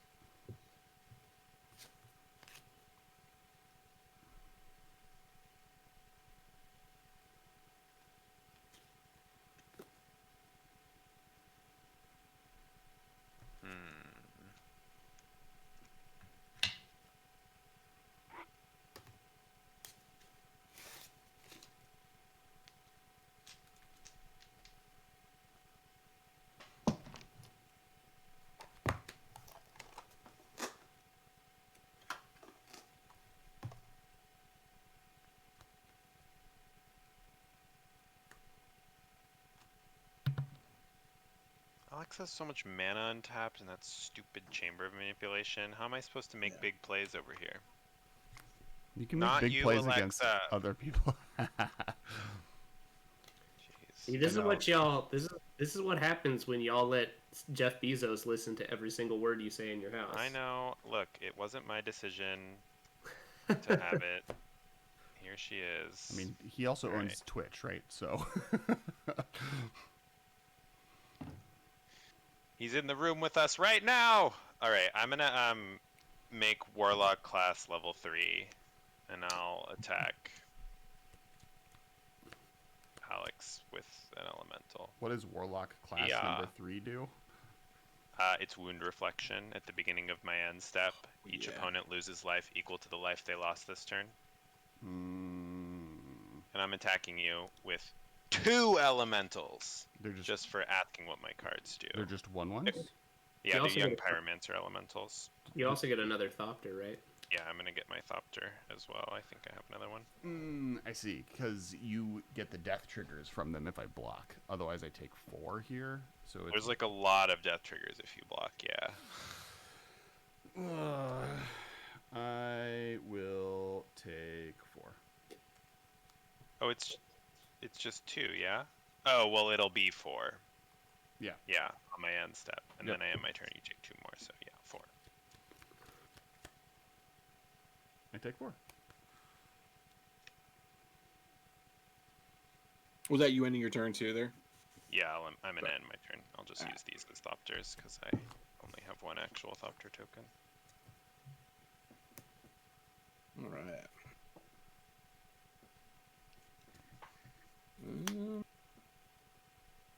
1, 2, 3, 4, 5, and we will play a Rapacious Dragon. So when it enters, I will create 2 treasure tokens, Okay. making them treasures. All right, and I will. So you can tap that land at any time, right? It doesn't have to be on your turn. Mm-hmm. That's spooky. It is.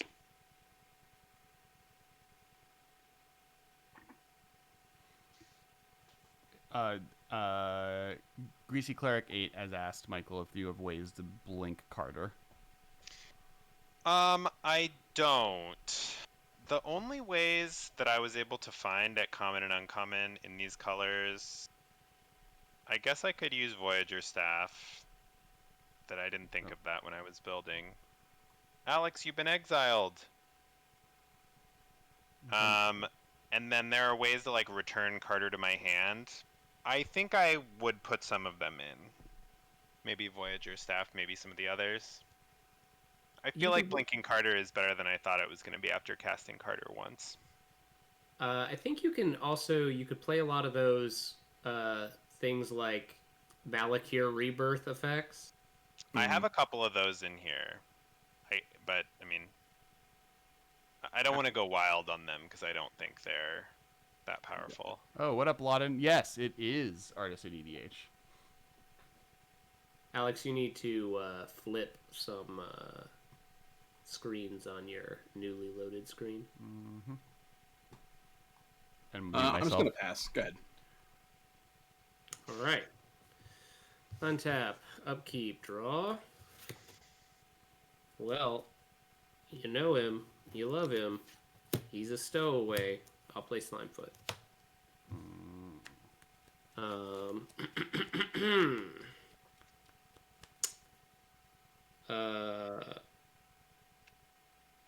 Let's see. Oh, I also have some reanimation for Carter because I figured like I could try and engineer a situation where Carter dies and then I reanimate him, but I haven't drawn any of the reanimation and I'm not playing any blink. But I think perhaps I should be. I think I will. I think I'll just pass. You'll pass, you say? Okay. I will flashback Otherworldly Gaze. So I draw a card, and then I will look at the top 3 and can mill any number of them. Ooh. I kind of love all of these cards. Go that way. 'Cause then I'll sack both clues and draw 2. What are you looking for over there? Just cards. This deck's purpose is almost entirely just to draw as many cards as I possibly can. Well, you are doing it. I know. How many lands does everyone have in play? I have 9. I have 10. I have 11. Okay.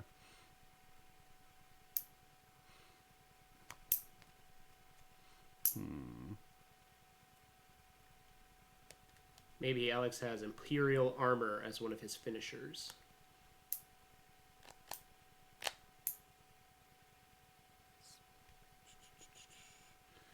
I will foretell this card. I will play Talisman of Progress. I will adventure Merfolk Secret Keeper. Targeting myself. Island, Mother of Ruins, Ghostly Prison, Ghost Corridor. It's just 4 cards. Just 4. Let me read a card. 2 or less. Slightly better than it was. I will...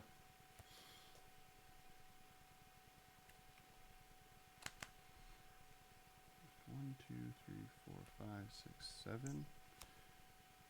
Guess that's a fine card to cast, and then I have that as an available option still. 6, 7. I'm going to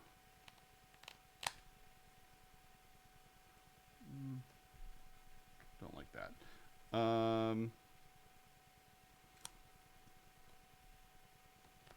Kind of don't like any of the things that I have available here. I will cast Merfolk Secret Keeper, draw a card. I will have not played a land this turn. I'll play Gemstone Mine.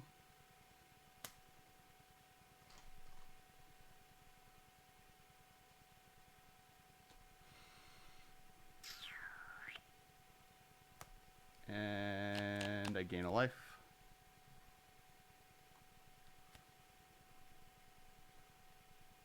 Four, 5, 6, 7, 8. I have 8 cards in hand. And then I will end the turn discarding Scholar of the Ages. Go ahead. Untap. Drop.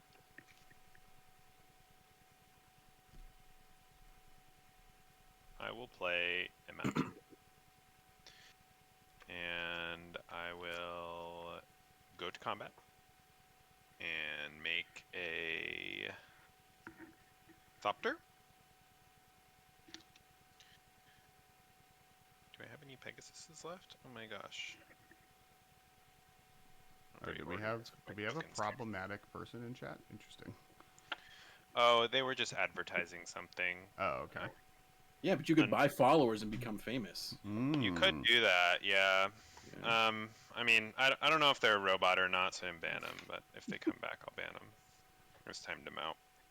I assume that if you time out a bot, it probably doesn't come back, but who knows? I don't program these things. All right, I will attack you, Alex, with more stuff than last time. All right, these are coming at you. 3.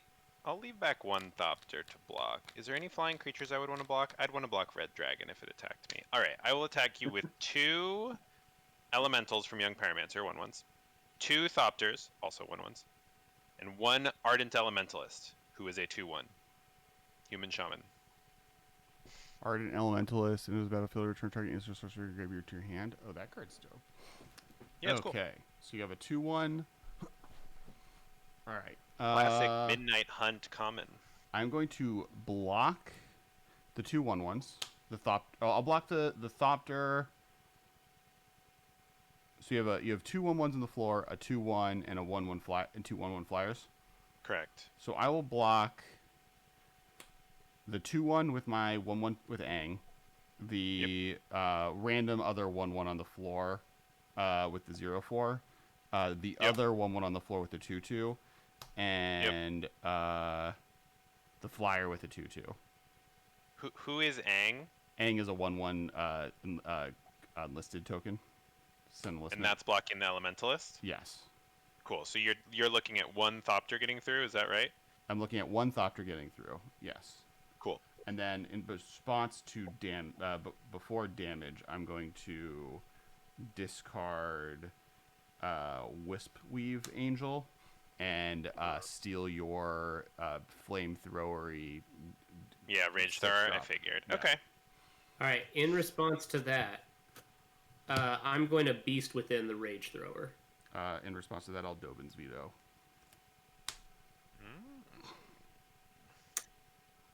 Very Do I want to well. get on this action? I mean, I might as well. In response to the Dovin's veto, Hoo-hoo! Mm. Ooh, I dropped my mountain. I'll Too use- much rage is about to be thrown.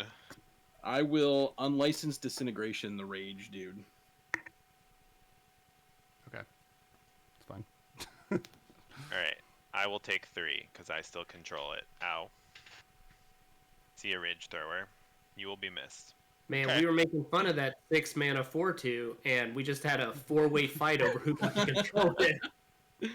It's Yeah, way more than 6 mana was spent in order to figure out what to do with this Rage Thrower. Okay. So then So- I take 1, my thing dies 1, and then the other rest of your things die, other than the one that 1/1/1 lives, right? Because you walked with the Secret correct, Keeper. Correct. Okay, so I have 3 attacking creatures die, so Carter will still trigger 3 times. So you'll Yes. all take 3 and I'll gain 3. Do we take does the intercept each opponent loses 1 life equal to the life lost they turn? Okay, so I lose another 3 from that. Oh yeah, we're each You'll gonna lose 4, Alex, and everybody else on my end step will lose another 3. But I'm not going to my end step yet, so hold up. Okay, Just get ready to lose more life. cool. I'm gonna play Furious Rise. What is Furious Rise? Beginning of my end step, if I control a creature with power 4 or greater, exile the top card of my library. I may play that card until I exile another card with Furious Rise. Okay. Enchantment. Okay. Now I'm going to my end step. Warlock class triggers. So Alex, you'll lose 4, and then Marshall and Corey, you will lose 3 each. Yep. I will exile a card to Furious Rise. It's a Mind Stone, and I'll be I done. should have put Warlock class in here. Warlock class is freaking sweet. And you have plenty of mana because of all the treasures. I think Warlock class Yeah. would be great in your deck. Yeah. Yeah. I think Warlock class is one of the all-stars of this format. Sorry, I actually I forgot about chapter 1 of Warlock class, or level 1. At the beginning of my end step, if a creature died this turn, each opponent loses 1 life, is level 1. So everybody loses 1 life, and then they'll lose 1 more because I'll stack my triggers in a way that's smart Got to it. make you all lose too. Done. Ugh. Marshall, you could have Alright. used your Beast Within correctly. What? You could have used your Beast Within correctly. What did I do wrong? You could have killed Warlock's class. Oh yeah. Well, Warlock class was not nearly as dangerous to me as, like, someone could have taken Rage Thrower and just straight killed me. It's fair. Because it does 2 targeted damage. 4 creatures died. You could have dealt 8 immediately. It's fair. It's fair. I think more than 4 died, right? It was like it was 3 of mine and 1 of Alex's. Yeah. I'm just really upset I can't seem to find a single one of my sacrifice outlets to keep me in this game. I'm not used to being this low in life.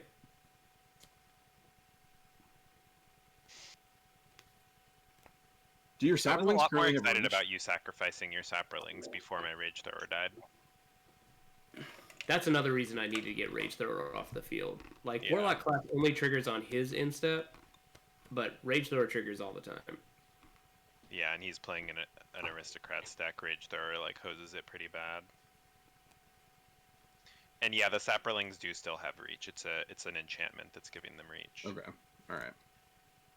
I'm gonna play 2 for Swiftfoot boots, and then I'm just gonna pop them on this red dragon. All right. Well, they all have reach, so that doesn't really make sense for me to swing that way. And then you got the one. You have 1 Thopter. I have 1 Thopter, fashioned in the shape of a Pegasus by this loyal apprentice. All right. And then you'd have to block with Vega if I swing at Alex, because then, because of Warlock class, you would die. No, Warlock class is only on my end step. Oh, it's not like the typical wound reflection. Yeah, it's worse than Rune Reflection, but it makes up for that by Okay. being an uncommon that also draws a card. That makes sense. All right. Okay. I think, well, then, in that case, I think I'll just pass. We'll see what happens on the next go around and see where I stand. All right. I guess I will make another Saproling. Go up to 12. There's so many of those. Come on, something hot. He spent like Ooh. an ungodly amount of mana making all those Saprolings, so I can't I know, really right? fault him. Let's see. 1, 2, 3, 4, 5, 6. I'm gonna cast a Mold Shambler Kicked. Love Mold Shambler. When it enters the battlefield, it's going to destroy Warlock class. I think that's understandable. And then...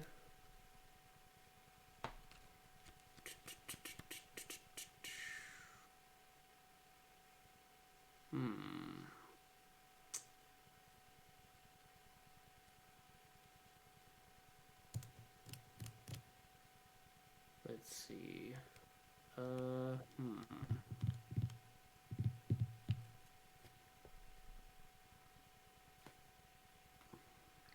my Mind Stone over here so it's clear it's not in play. I don't think it's going to matter to anyone, but Okay, so untapped creatures. Michael has a Thopter, his apprentice, his homie, and young peasy. Carver. I also have an Ebony Fly that I can activate, for the record. Okay. It will become an XX. It will become a D6 creature with flying. Yep. Well, I'm not like an Oakham Adversary in my deck. Definitely going to take him out. Replace him with, like, Ice Cream Murder or something better. I guess I'll pass. Oh, you're passing? Okay. Yeah. I will cast Miraculous Recovery, targeting Scholar of Ages. Spicy. It is a 1/1. There, it gets a +1/+1 counter on it, so it's a 4/4. It is going to buy back Miraculous Recovery and Slaughter the Strong. Oof. I gotta say, Alex, you really do be dirtling. I dirtle in my graveyard. There's one thing that I do well, and it is hang out in the graveyard. Might as well be a zombie. All right, cool. I will draw for the turn. There we go. Something cool. I will cast Ominous Roost. Whenever it enters the battlefield, or whenever I cast a spell from my graveyard, I get a flying bird friend.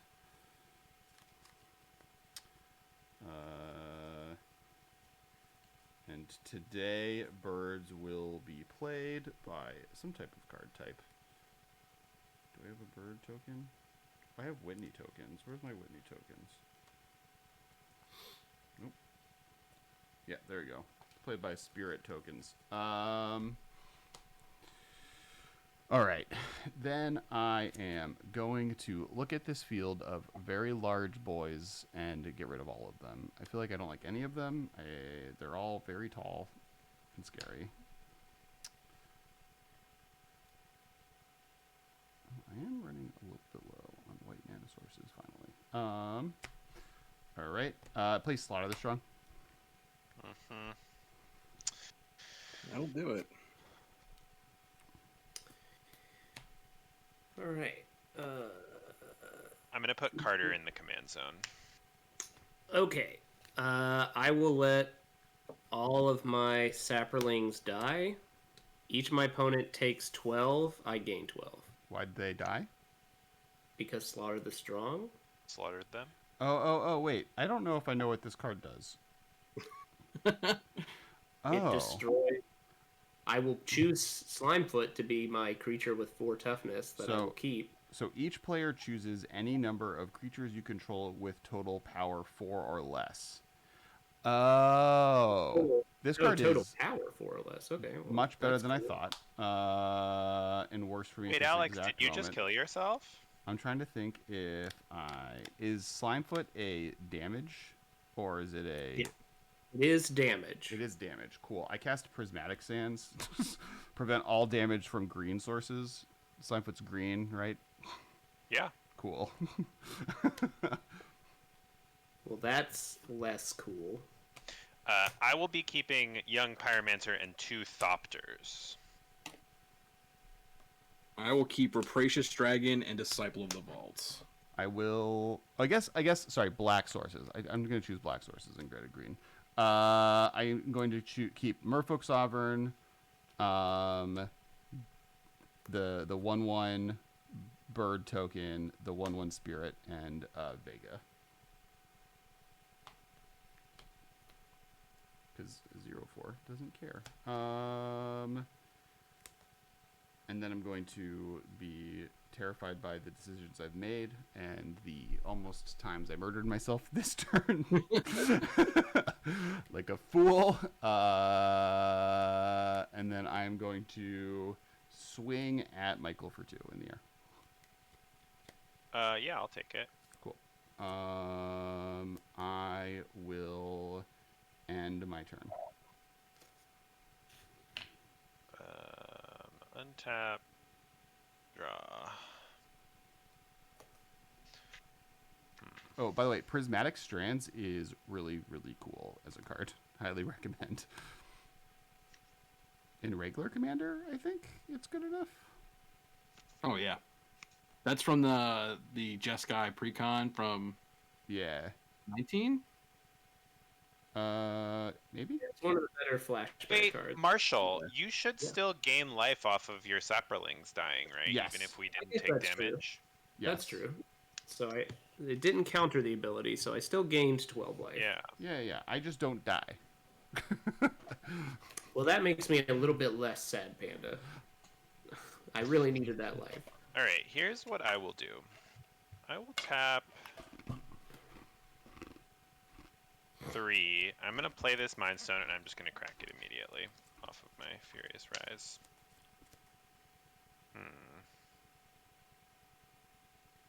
So I thought this was any creatures with power less than 4 you keep, not destroy all creatures but 4 total power.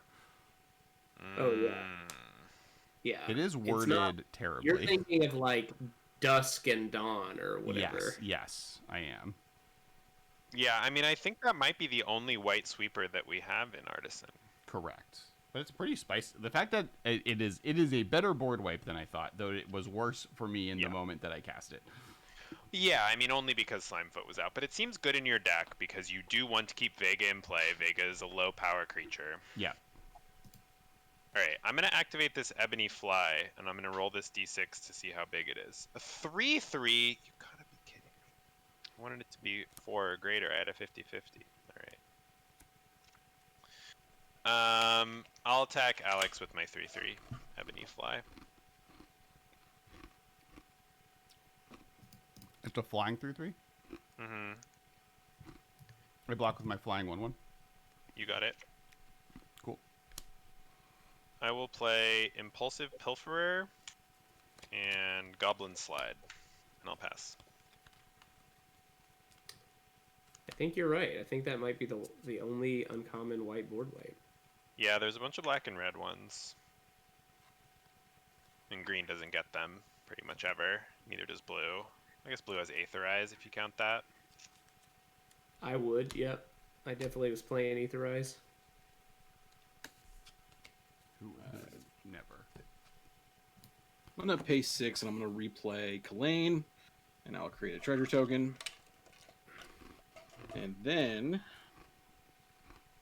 go 1, 2, 3, 4. And let's play a Siphon Mind. Ooh.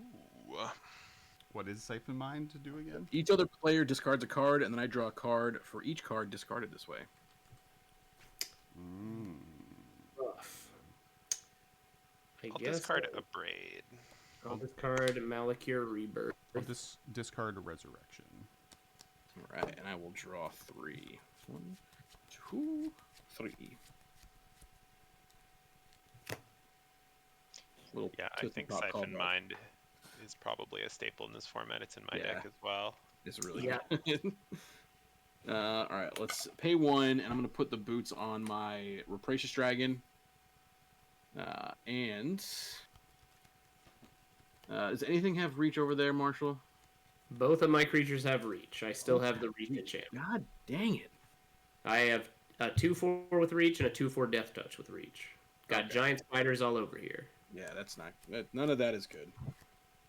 All right. Well, let's send...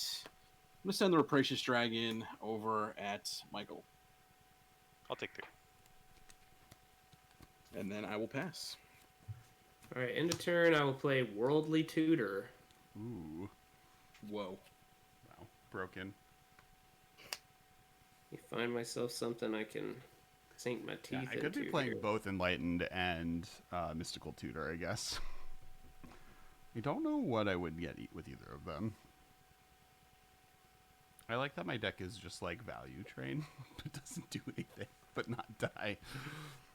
Maybe. Let's see. Did you win last week? I did. I thought so, but I didn't remember because I died first, so I wasn't as invested in the actual result of the game since I was dead. You guys played with Alan from Mental Misplay last week, right? Yeah. Mm-hmm. Yeah, I tried to kill him, and Alex saved him with Prismatic Strands. And then he tried to kill me, and Alex saved me with Prismatic Strands. Nice. But then I couldn't follow up, and he killed me on his next turn. So then I was the first out. And I deserved it, because I tried to kill him first, but... Okay. Let's see. Yeah, Alan's a good guy. We just realized we live like 10 minutes from each other. That's funny. Yeah. I guess I'm gonna go get Psychotrope Thallid. This is the Thallid that eats sapperlings to draw cards. Seems decent.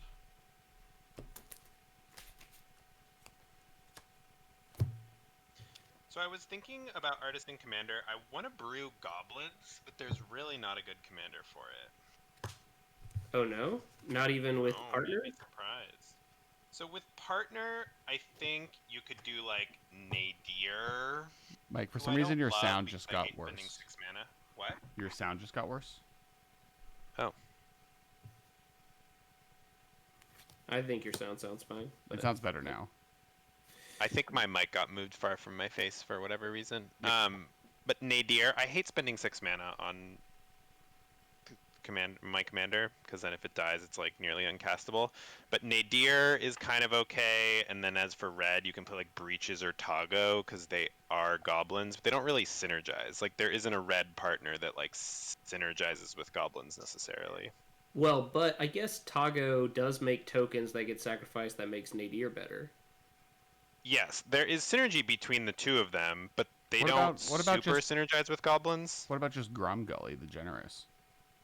You lose Oh, out yeah, I on think- black. I think Grumgully Goblin seems like where it's at. Well, Grumgully doesn't really synergize with goblins either, other than being a goblin. Well, it gives all non-human creatures +1/+1 counters on the enter. Sure. I So- mean, that's true. Those are goblins. Goblins are not humans. I'm gonna attack Corey with Okame Adversary. It's a 2/4 with Death Touch. And when it hits you, it draws a card. Yeah. Oh. That last bit's a little relevant. It's true. Maybe an important feature of the card. If you don't block, I get to draw a card. But if you do block, it's a 2/4 with Death Touch. And reach.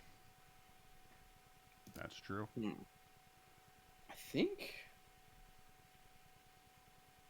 I'm going to block with Kalain and let her die. If you must. All right. I will pass. All right. I will cast Miraculous Recovery. Scholar of Ages comes back. Gets a +1. Get Miraculous Recovery. I'm also going to get Resurrection. Cool. Untap. Gotta have a backup plan for your backup plan. Hey, you don't want to run out of plans. Draw for the turn. Ooh. Find my Night Soil or my Necrogenesis and handle this shit. What's the scariest attacker? Yeah, anybody playing Planner Void? It's an uncommon. I Right? will. I'm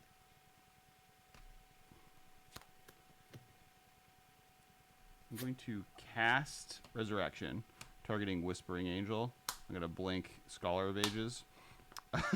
Get Prismatic Sands and Dovin's Veto into my hand. Living my best life. All right, and then I'm going to. What's the best attacker in play that I can target with a spell?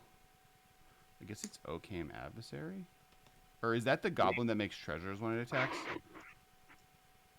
No. It makes treasure when it dies, Oh, when it dies. Okay. and then it has Encore. What's the tapped artifact that you have? This Yeah. Ebony Fly, it's a mana rock that taps for a colorless. I can pay 4 to turn it into a D6 with flying, and whenever it attacks, I can give a creature I control flying. Got it. Okay, cool. I will. Oh, but it is not a creature currently. It's just an artifact. Yeah, it's a mana rock that taps for a colorless. I guess just like the Okame Adversary. I'll tap that down. I'll frost it with Queen of Ice, It is frosted. and then Elsa in play? No, she's adventuring. Oh, I guess I mean somebody's playing with her. Oh yeah. Somebody's put her in Fair. a constructed deck. Fair, fair. I don't have a land. This is regrettable. I guess I could cast her. It leaves me 5 mana. Okay. 1, 2, 3. I will cast her. Which lets me draw a card. Okay. So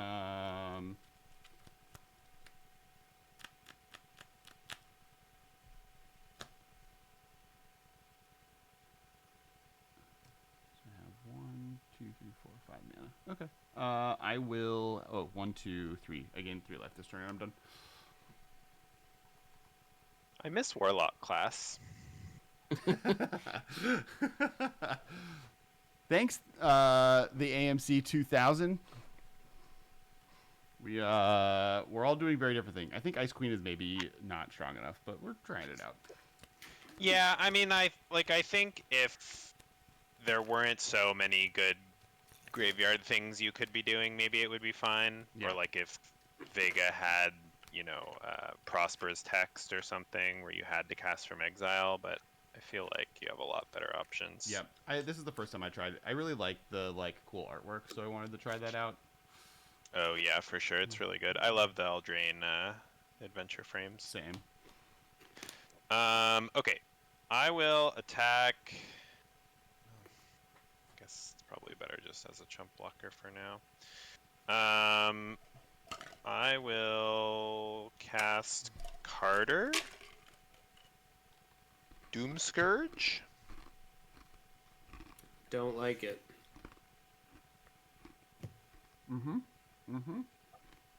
Cool. ETB. Everybody's goated. Hooray. Womp womp.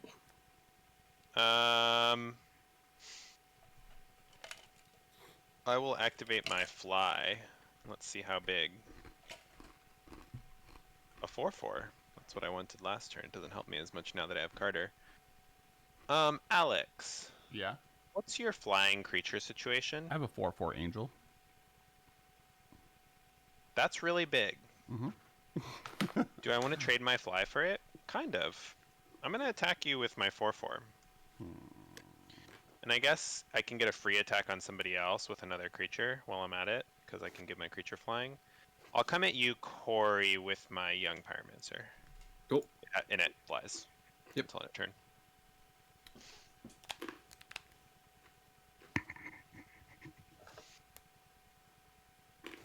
Alex, 4/4. Yeah, I'm thinking of what I want to do. Okay. Yeah, I block. Okay. Everybody loses 1 and I gain 1 from Carter. End step, Furious Rise triggers. Mountain. I'm done. Same. I also wish Theros Beyond had more showcase art. Just the demigods and the gods, right? Yeah. All right. Yeah, they could have done that showcase all the constellation card. I also think now that we're doing like, oh, I guess they did have a bunch of, oh, they had a crap load of legendaries at Uncommon. I'm like, they should have done legendaries at Uncommon in that set now that I'm into Artisan Commander. And then I thought about it for 2 seconds and was like, wait, there's like a lot of them. Yep.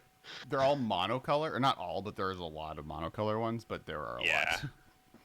I think actually one of the interesting value commanders was Eutropia Twice Favored. Somebody posted a Eutropia Bogles list in the Discord earlier today that I didn't get a chance to take a look at, but I was pretty intrigued by. I'm gonna play Ghost Quarter, and then I think I'm just gonna right away blow up the planes with the Steal Your Creature thing on it. I like it. Good choice. Yep, that's fine. I'll tap it for 1 white mana. All right. And go get myself All right, let's do a thing. the planes. 3, 4, 5, 6, 7, 8. I'm gonna pay 8. I'm gonna recast Kalane, make a treasure. 1 second. Holding. Responding to Kalane? No, you're good. Okay. Kalane, treasure. Typical blue player. Making everybody's turn take 10 minutes. We'll pay a red for a Faithless Looting. So we will draw 2. Man, I wish I could play Faithless Living in this deck. And we will, that's pretty good. We will discard an Ash Barrens and a Mountain. Can't you play Faithful Mending in that deck? Oh, I mean, I absolutely am. I could want more. Yeah, it's 2021. Get with the times. We're all playing Faithful Mending now. All right. I'm going to It's sacrifice 2021 my treasures. rotating formats. Sacrifice my 4 treasures and pay 3. And I will play a Meteor Golem. Ooh. Boom. Which my target is going to be the Reach enchantment thing. Oh. What? No. Don't do that. And He's then I been will. pretty consistently frustrated by the reach. I think I that's a fair very play. much have been. Like my few flyers have not been able to go say hi to you. Have them say hi to Alex, Michael. They have may flying blockers. yeah they have other creatures to stop the greetings, and it's not fun. I do have 4 Disciple of Vault triggers. I think it's. I thought you should put him on Alex because he I has. think Like, it's been long enough. I think it's been like 5 turns since the. Marshall has the most life, though. I have the least amount of life. You do have the least amount of life, but you're doing a lot of scary things, though. I haven't done anything. I haven't attacked a single person. Michael and Marshall have caused all of the life loss. This is true. And I'm goaded this turn too. I have to remember that. I have actively done almost nothing to anyone. you've countered a lot of key spells. Did I? I countered 1 spell. And then the other spell was 2 or 3 of my fizzled. spells. I'm sorry, Marshall. I'm gonna bring you down to our range down here. So I'll hit you with the 4 From Disciple. from Disciple, yeah. And then I am goaded on my combat, so I'm gonna go to combat, and then I will send the dragon and the disciple at Alex because I've done too much over on the other side there. The dragon is a 4/4. Dragon's a 3/3 flyer. I am going to 1, 2, 3. I'm glad I attacked 4, with the 5. fly. Get that angel out of the way. Except I'm going to cast Miraculous Recovery. Ooh. I'm going to target the angel. It's going to come into play. It's going to be a 5/5 angel. It's going to blink Scholar of the Ages. I'm going to get Miraculous Recovery back. And then we're just going to get Resurrection back. I'm going to keep this train rolling. See, scary things. Damn it. You're attacking me. I'm going to block the 1/1 with Ice Queen, and I'm going to block the flyer with my 5/5 angel. Sad days. See, this is what I'm saying. That like, and now I'm about to get like crushed by Alex on his swing back. Okay, so 2 attacking creatures died. Is that correct? Yes. Everybody loses 2, and I gain 2.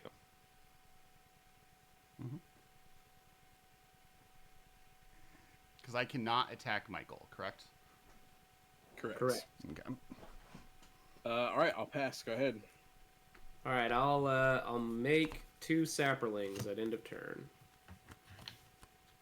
Upkeep. I'm gonna put a Spore Counter on Psychotrope Thallid and draw a card. So to clarify, Alex, you must attack a player other than me if able. Yeah. So if it was just you and me, if Marshall somehow killed himself and Corey, you would be required to attack me. Okay. All right. I will sacrifice a Sapperling to Psychotrope Thallid. Each of my opponents lose 1 life. I gain 1 life. Wait, when did you play Psychotrope Thallid? Last turn, you worldly tutored for it. Okay. So everyone loses a life? Everyone loses a life. I gain a life. I draw a card. I will... Elfham Adversary is still tapped. I will sacrifice another Sapperling. Each of my opponents loses a life. I gain a life. I draw a card.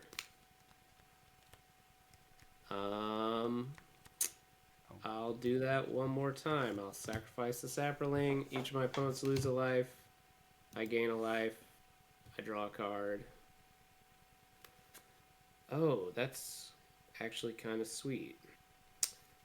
I will tap Slimefoot and the Psychotrope Thallid plus 1, 2, and 3 to scatter the seeds. I'll make 3 Sapperlings. And scatter the seeds. You're making 3 Sapperlings. How much land do you have untapped? 1, 2, 3, 4, 5. I have 5 mana untapped. Yeah, it's fine. Okay. I'll make 3 Sapperlings. I will play a land. I'll play this forest.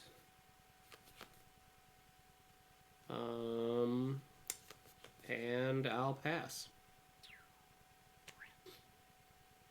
Okay, I'll untap. What? You tapped to convoke instead of attacking? I don't like that. That's cheats. Once I drew it, I was like, oh, I have the power. Draw for the It's against turn. the spirit of your agreement with Carter. Yeah, they attacked if able. They just weren't able. All right. I don't like, but I accept. I'm gonna declare attacks. I guess Marshall. I'm going to swing at you with.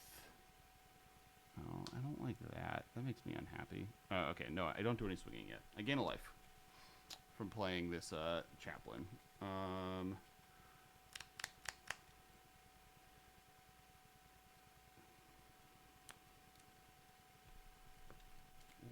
2, 3, 4, 5. I will play Rift-King Cloudskate. And I will bounce the Meteor Golem. Ooh. Comes back to my hand. Cool. Just placing a lot of trust in him.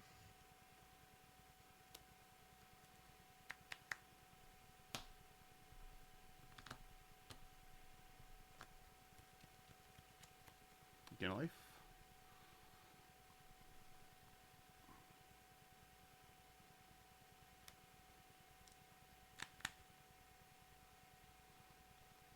And I would love for that to be a card I have, but it's not. I guess I could get that. Oh, I could get that and that. Okay. And then I will attack. I'm going to attack the shepherd at you, Corey. I'm going to attack the angel and the Scholar of Ages, Vega, the Merfolk Secret Keeper at you, Marshall. Oh, and Ice Queen at Corey. Okay. I'm sorry. Vega and the Scholar are coming at me. What else? Vega, the Scholar, and the 5/5 Angel. So you have 7 flying and 3 on the ground. 3/3 on the ground. All right. Well, I will definitely block the 3/3 on the ground with one of my saplings. Sure. And before damage, I will sacrifice the sapling to Psychotrope Thallid. Each of my opponents lose a life, I gain a life, and I draw a card. Mm-hmm.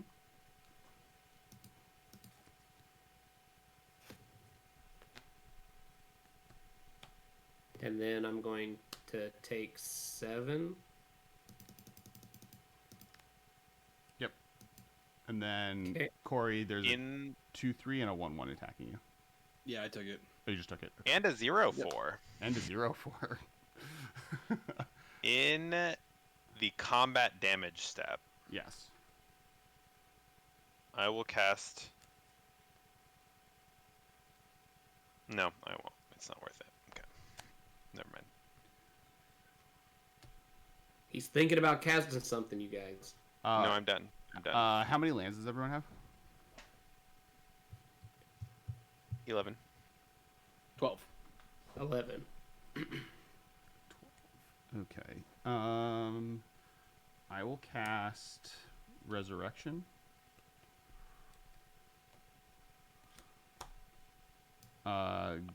Grabbing Shepherd of the Cosmos. When Shepherd of the Cosmos enters the battlefield, return target permanent card with converting mana cost 2 or less from your graveyard to the battlefield.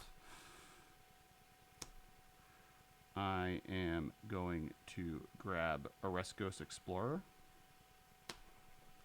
Going to gain 2 life. I'm going to search my deck for a single planes.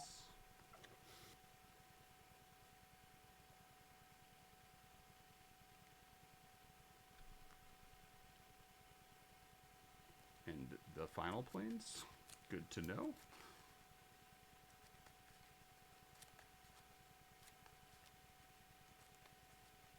That goes into my hand. Ooh, I like that idea that the non-god legendaries could have been sculptures or vases. That's really cool. Yeah. Like bas reliefs or tiles on the floor. Like, That would yeah, be cool. they could have done cool things. I play the planes, and then I will end my turn. Okay.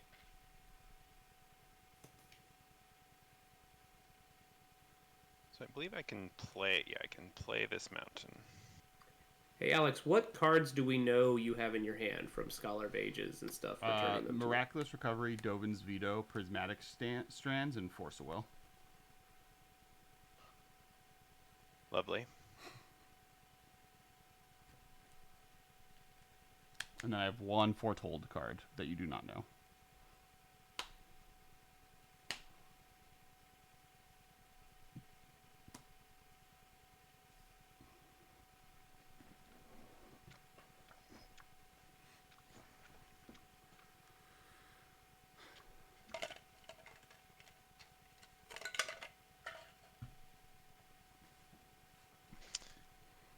Alex, I will attack you with Impulsive Pilferer. That's the It's a 1/1. 1/1. That when it dies, you get a treasure. And it has Encore. What do you currently have that causes my life to hurt if a creature dies? Carter Doomscourge. Whenever an attacking creature dies, each opponent loses 1 life, and I gain 1 life. Okay. Damn. See, this is what I needed my 0 for. I'm just gonna first strike it with Champion of the Elms. Okay. So everybody loses 1, and I gain 1.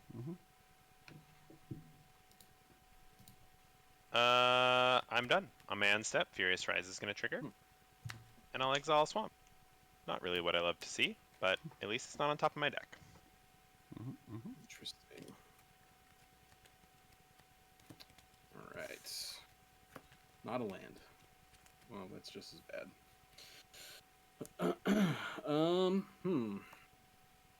What is out there? You can just counter everything, I bet, right? If it hurts me, you can hurt other people. Like for instance, that meteor hurts- golem, that meteor golem blowing up Marshall's thing that lets him stack things and draws card, probably a worthwhile endeavor. Yeah. The thing in my hand hurts everybody. Oh, well, that I How might. much? Yeah, depending on how bad it hurts everyone, I might stop it. Like,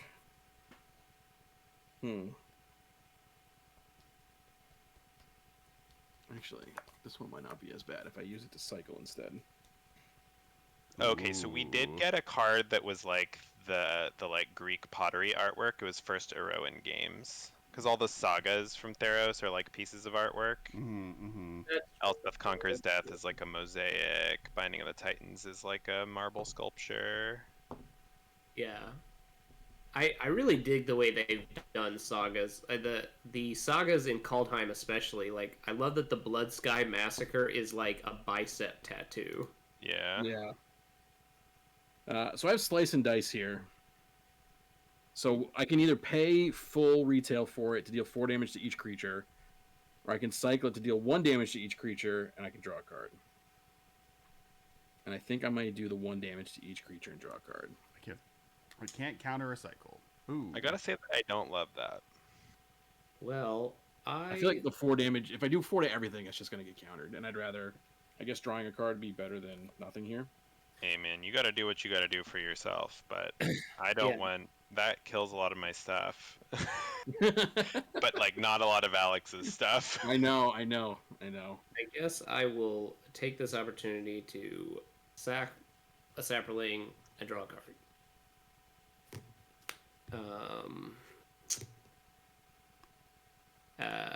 And then I think I'll let the other Sapperling.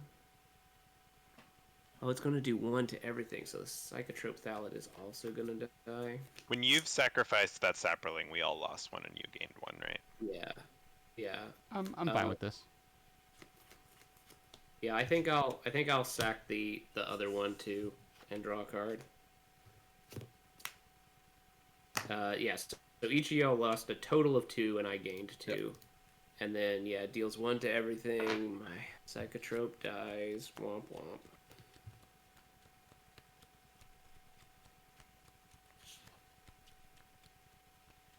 Getting rid of the Psychotrope was worth my things dying.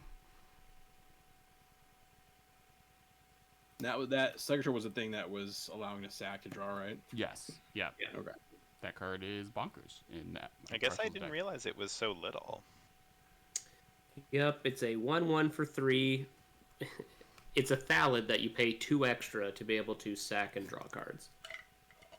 But otherwise is just a little sapling. I'm really glad that Spider Silk armor showed its face in this game. It had been in my Thallid decks since way back in the day.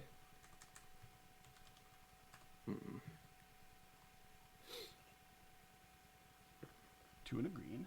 Yeah. Oh, it's 1 mana sacrifice, a sapling, draw a card. Okay. So you've been tapping your mana for this. Yep. Cool. All right. It's Did we because of that lose? I will not get to make another Sapperling here. Corey, what are you blowing up? I have no idea. I just need to play this. Why I would like Is to it know. resolving? Are you Yeah. asking because it's resolving? I'm asking. Yeah. What is it? What are you intending to blow up with that meteor golem? You don't have to tell him anything. If you We don't, don't if you Don't talk to him without a lawyer present. if you don't tell me, I'm countering it. Look, just because he's from the Azorius and he's with the cops, you don't So that's the thing. Like, if I pick anything on his board, it's getting countered anyway. It gets countered anyway. So like, what's the point? You could betray me, I guess. You could lie to me. You can lie to my face right now. You also don't have to lie. You have the right to remain silent. You have the right to say, "Here, Gollum on the stack." No, Pass I mean, priority. there's really at this point, like, I'm such a low life total here that like I'm pretty much screwed to anything. But Slimefoot, making Marshall have to cast Slimefoot again does gain you life, right? Like Slimefoot is one of the like most blatant life loss sources here. And I will promise not to murder you on my turn if I have that as an available option if you kill Slimefoot. that's not a bad deal. Oh man, but if you destroy Slimefoot, then I'm out this game because Kessler has like 5 counterspells in hand for Slimefoot.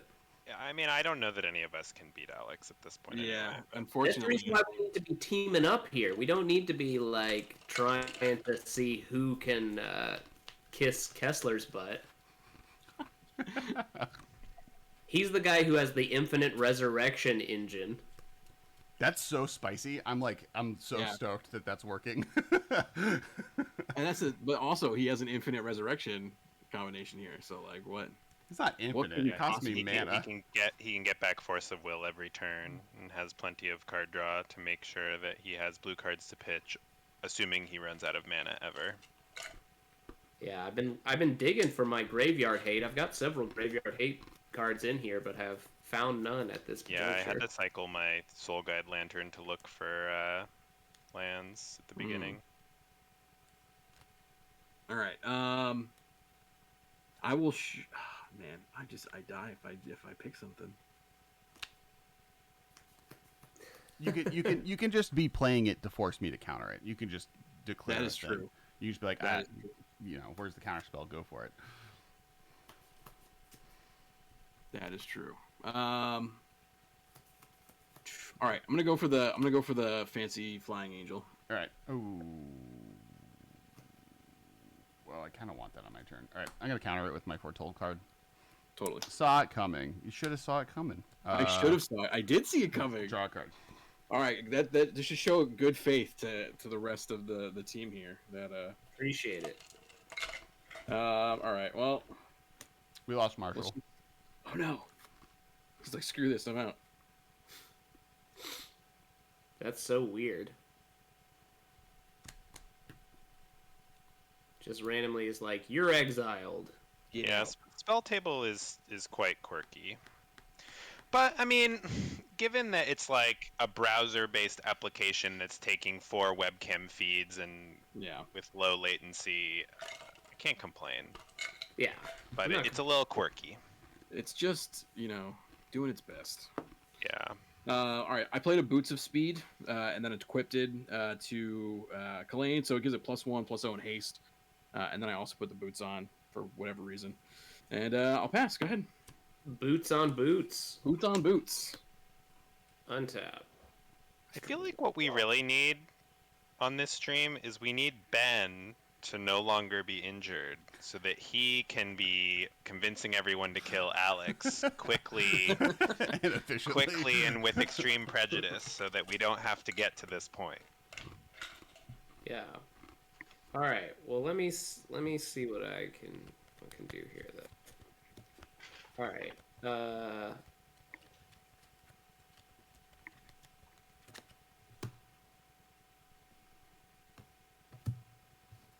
All right. Let's see. This might get some action from Alex. What about Bastion of Remembrance? Ooh, whenever a creature dies, everyone loses life, you gain a life. And it Whenever makes a creature he controls dies. Yeah, it's Zulaport Cutthroat as an enchantment that makes a human token. And you get 1 token from it. You currently have no saplings in play, right? And you have no sack outlet in play? Correct. Yeah, you're good. Okay. I'll make a human.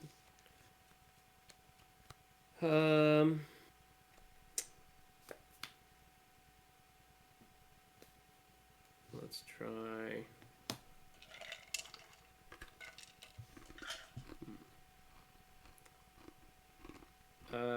I'll go to guy on my combat step.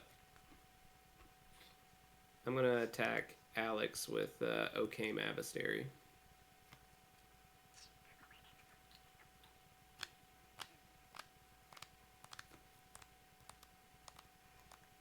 That's a 3/3 death touch. 2/3 Death Touch. 2/3 death touch. I will block with Shepherd of the Cosmos. Okay. Before damage, I will target it with Ephemerate.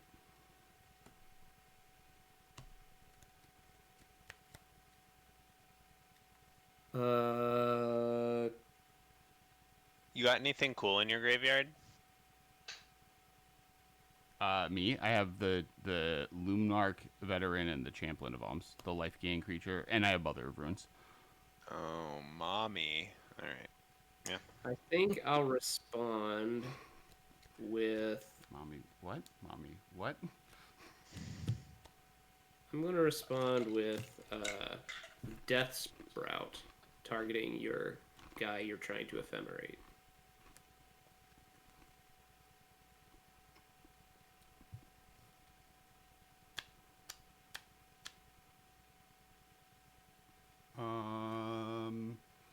I will. How many lands? How much land? How many cards in hand? And I have 6 mana four untapped. cards in hand and 6 mana untapped.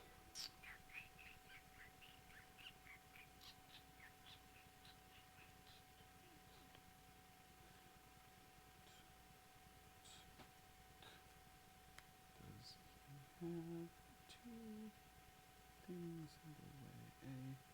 Yeah, I'm fine. I will Dovin's veto that. Okay. I'm vetoed. I'll respond to the Ephemerate after Dovin's veto resolves. I'll play Fire Covenant. Oh. Frick. My lands were too close to the edge. I'll play Fire Covenant. And my Goblin Slide triggers. I'm going to make a Goblin. Pow.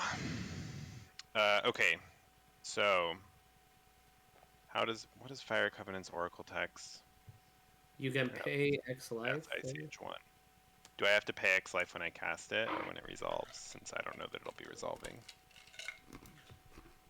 Let's see. Okay, as an additional cost to cast it, pay X life. Okay, I will pay.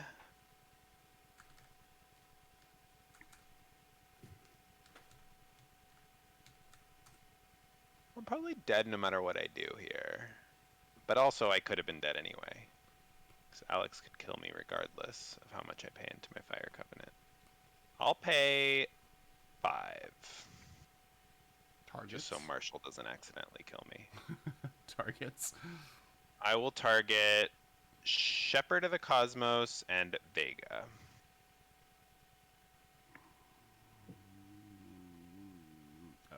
I cast Dovin's veto, so this land is in the graveyard. All right, let's Force of Will, exiling Aetherize. You got it. Get that Aetherize out of here. All right. I think at this point, Ephemerate is likely to resolve. Marshall? Yeah, I think that happens. Shepherd of the Cosmos enters play, and I will grab myself Lunarch Veteran. I will. You are free, Marshall, to cast spells. You know both of the cards in my hand. I will cast Phyrexian Ghoul. It is a 2/2 that has sack a creature. It gets +2/+2 until end of turn. Sure. And then I will pass. All right. I untap. Ephemerate triggers.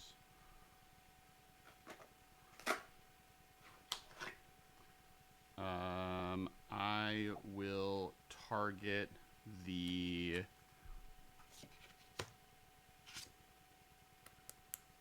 Riftgate.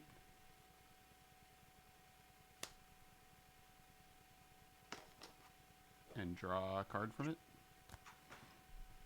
Ripscape will come back and bounce your sack outlet, Marshall.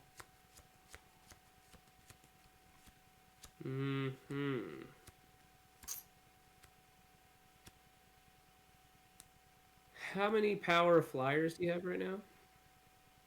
1, 2, 5, 6, 7, 8, 9, 10. 10.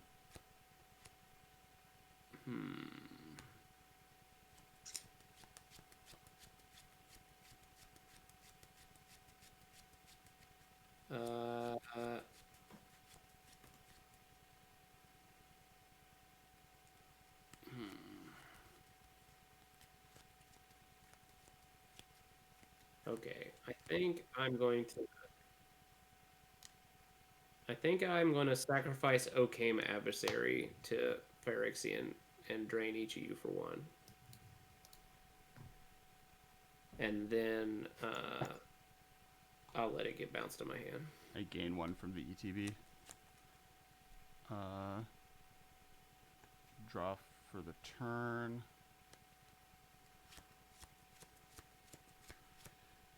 Oh, right. What can I do here? Can I do math correctly? You could just pass your turn. That's a good one. I could just pass my turn. These are things I that don't know if you're available to asking me. for suggestions or not, but I have some. Distract him with other things. All right, I'm going to cast Soul Ring Typical. and then cast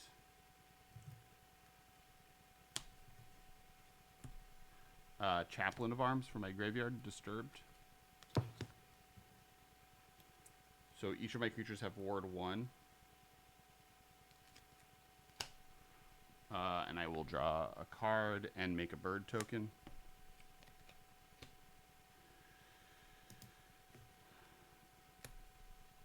I will cast Thought Scour, milling 2, then drawing card, milling Azori Signet, Opal Palace, draw.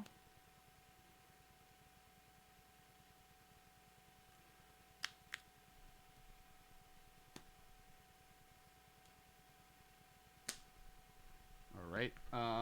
I will. Oh, and I gain a life, or I gain 2 life. I will declare attacks. All right. So I will attack Marshall for 3 in the air, 8 in the air, 10 in the air.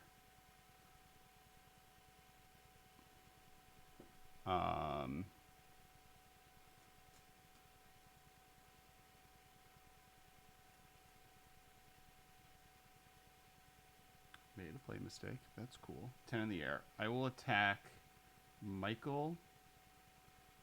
Kind of casual commander stream do you take this for, making mistakes? You're disrespecting the game. I will attack Michael for 2, 3, 4, 5, 6, 7 on the ground. So, Michael, I'm attacking you with the Scholar, the Ice Queen, and the Oreskis Explorer. And Marshall, I'm attacking you with Vega, my Flyer. Oh, hang on. Sorry, I have a Goblin that I was going to grab the token for, but then there was like the Mega Stack. It's fine. It doesn't change what I'm doing. Cool. So, Marshall, I'm only attacking you with Flyers. Yeah. I guess I have to kill Marshall this turn. Never mind. I'm attacking Marshall with everything. Oh, wowie. Oh, jeez, Rick. Sorry. You have like ways to Well, sustain. I will attempt to statue your big angel. That just kills the thing. Yes. Destroy target artifact, creature, and enchantment. So then you have 2 blockers. One of them dies. Well, the death triggers happen after damage. So you're taking still 5, 6, 7, 8, 9, 10, 11, 12. Okay. Yeah, statue resolves. Okay, then I will I guess. Let's I see. guess. Ooh.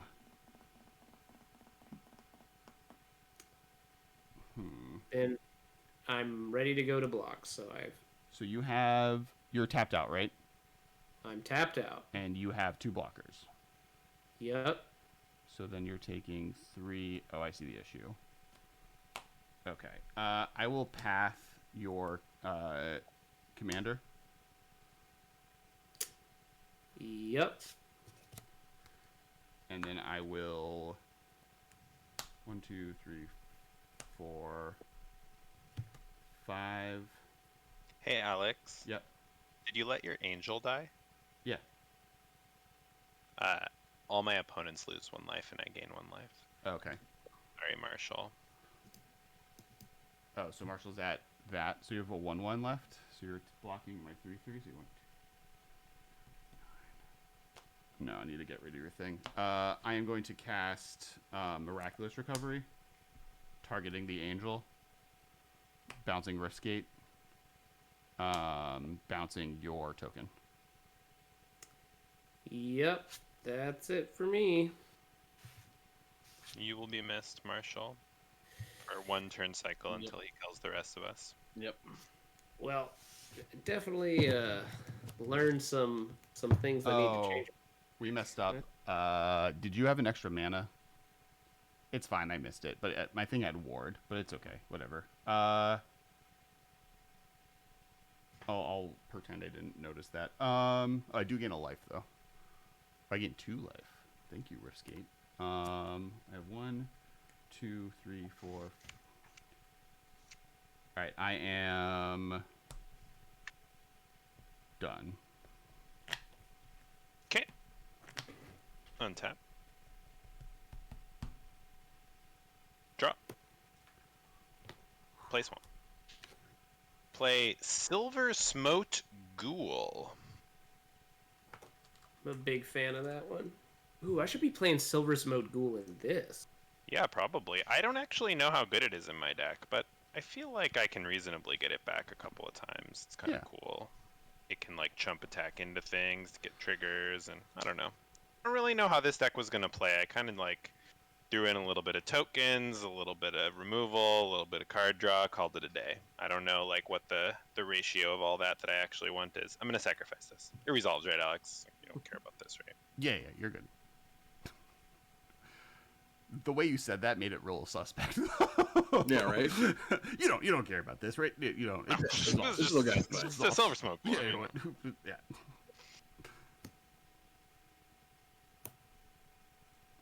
Okay. I'm gonna cast Artisan of Kozilek. Oh shit. Sure. When I cast this spell, I will return target creature from my graveyard to the battlefield. Silver Smoke Ghoul. Ooh, good thinking. That's a hot one for sure.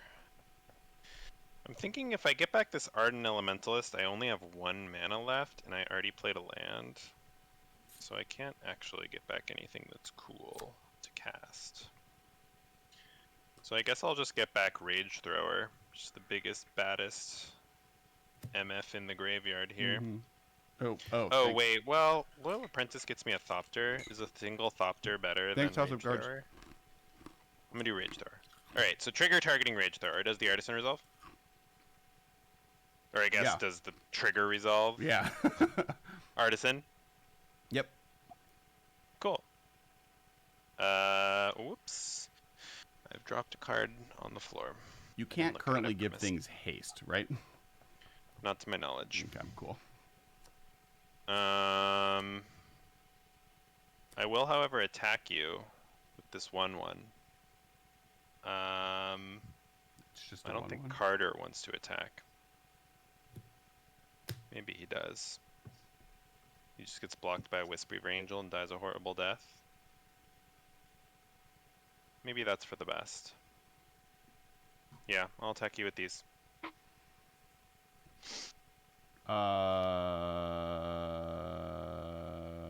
I will block Carter with my 0/4 Merfolk, and then I will take 1. You got it. and Rage Thrower is going to dome you for 2 when your 0/4 dies. Oh, right. Yep, cool. He was incredibly angry that you let that merfolk die like that. Yep. I will exile Pyrohemia to to Furious Rise. Oof. Now that is a power card. Yeah. Ooh, do you have Pestilence in there too? Yeah, I'm playing both. My mana's pretty bad just because, like, the nature of the Artisan mana base, but, I mean, like, I think they're fine, you know? I don't think your mana looks fine. The game goes long enough that the mana problems kind of solve themselves. Like, it's not quick enough where your perfect mana is needed. Yeah. Yeah, I just mean, like, Pyrohemia and Pestilence are super duper color intensive. Right. But even if you're just activating them for 2 to 3 damage, like... Yeah, I could have activated for up to 5 Yes. on my turn. That's pretty amazing still in this right now. It's decent. All right, so we got some things I entering mean, play. you would just have reanimated your whole board on your turn, but I could have bought us a turn if I had drawn it.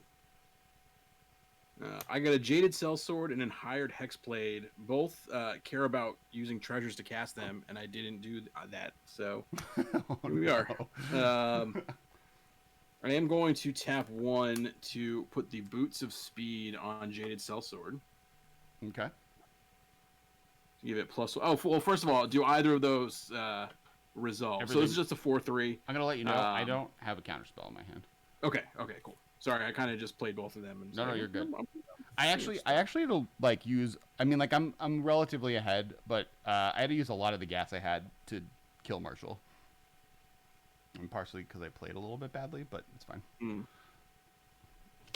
All right. Curses. I definitely waited to say that for Michael to have already taken all of his turn, though. I mean, I wasn't going to do anything other than cycle Silver Smoke Ghoul and play Artisan of Kozilek. The last That's card in my fair. hand is Command Tower, Sure. so Yeah.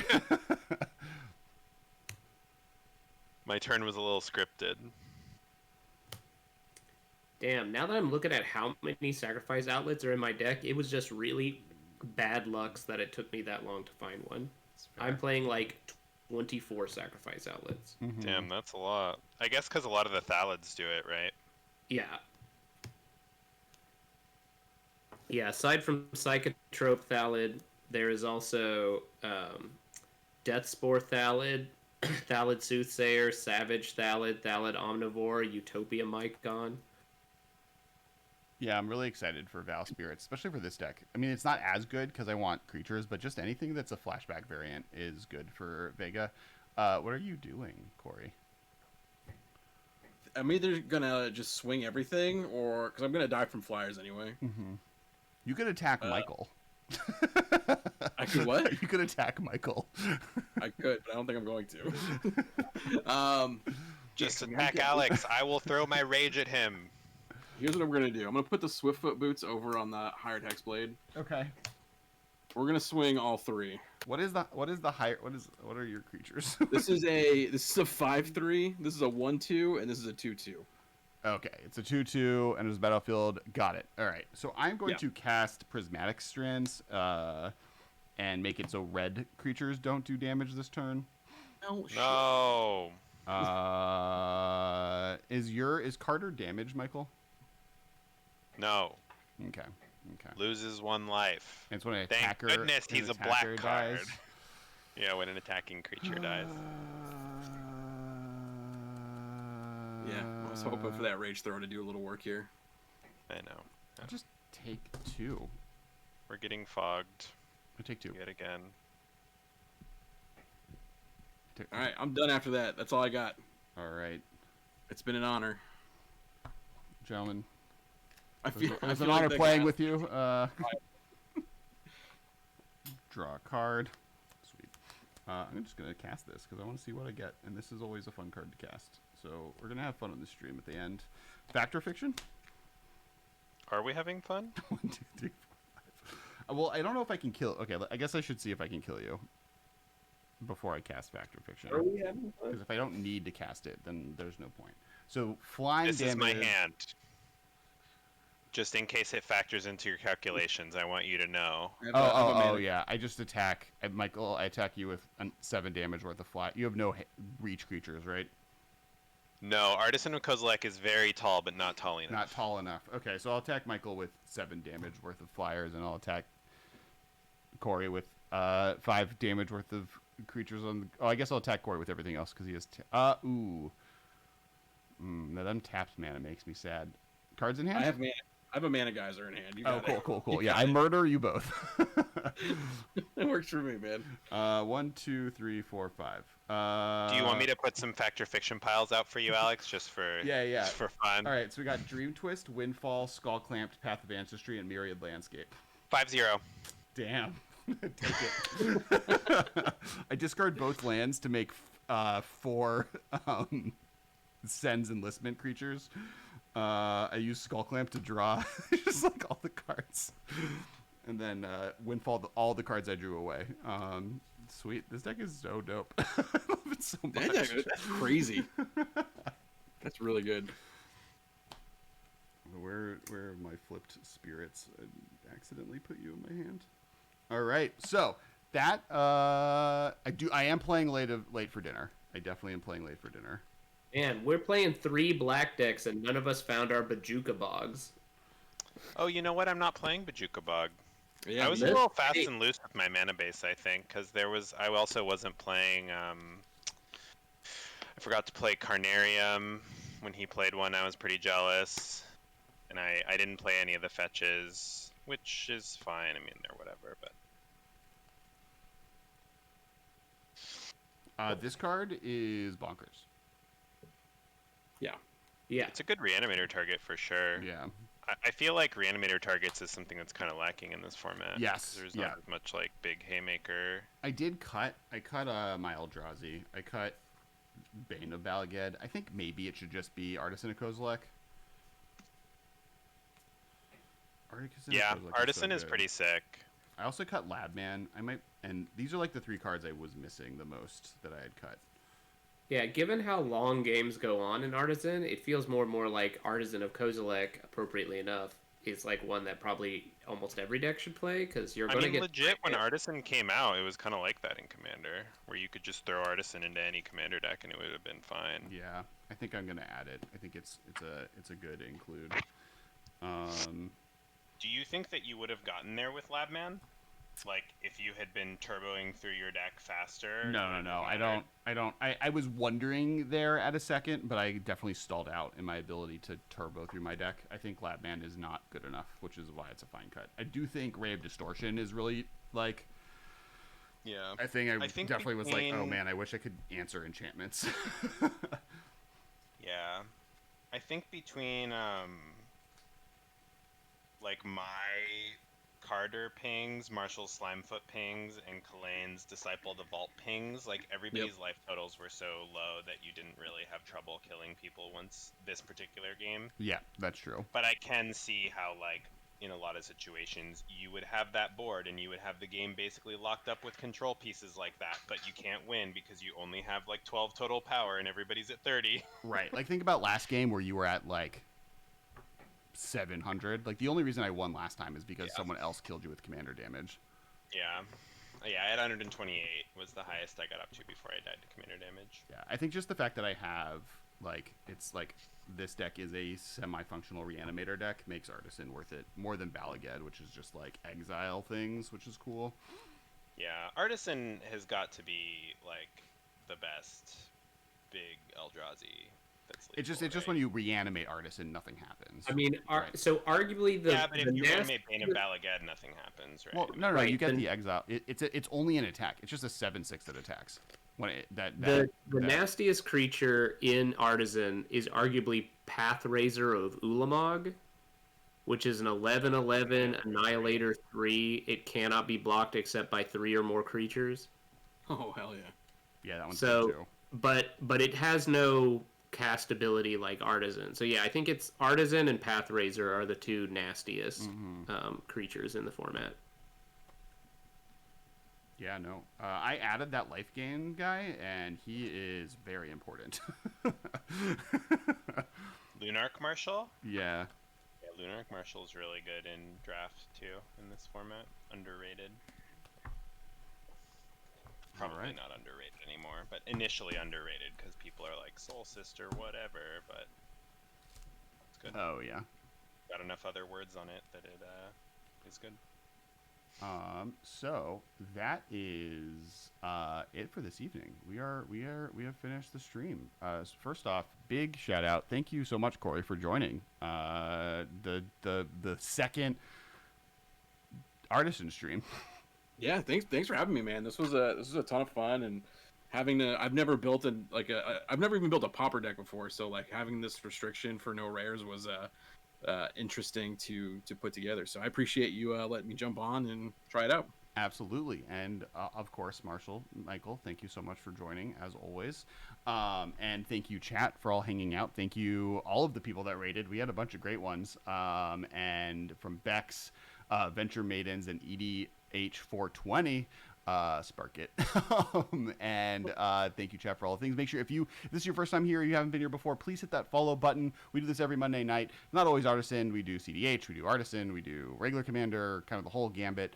We'll probably do Artisan one more weekend, and then we're going into the world of Val, where we'll probably do some spicy new commanders. And but as always, thank you so much for hanging out. We're going to raid someone. But before we do that, Corey, do you want to tell people where people can find you on the internet?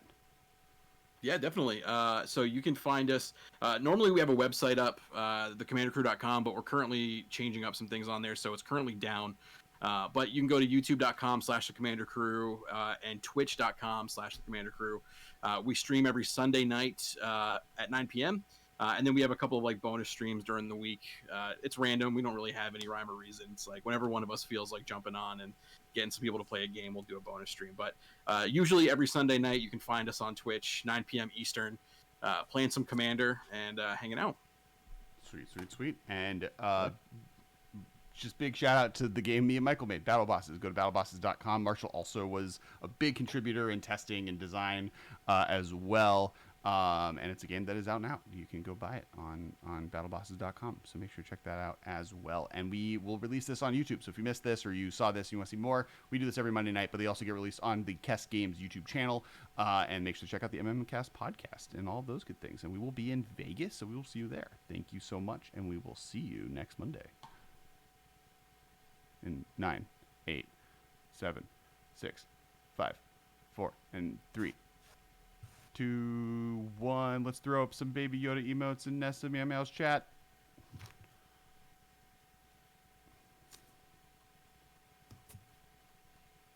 What's the Boonweaver Giant combo? It's Boonweaver Giant plus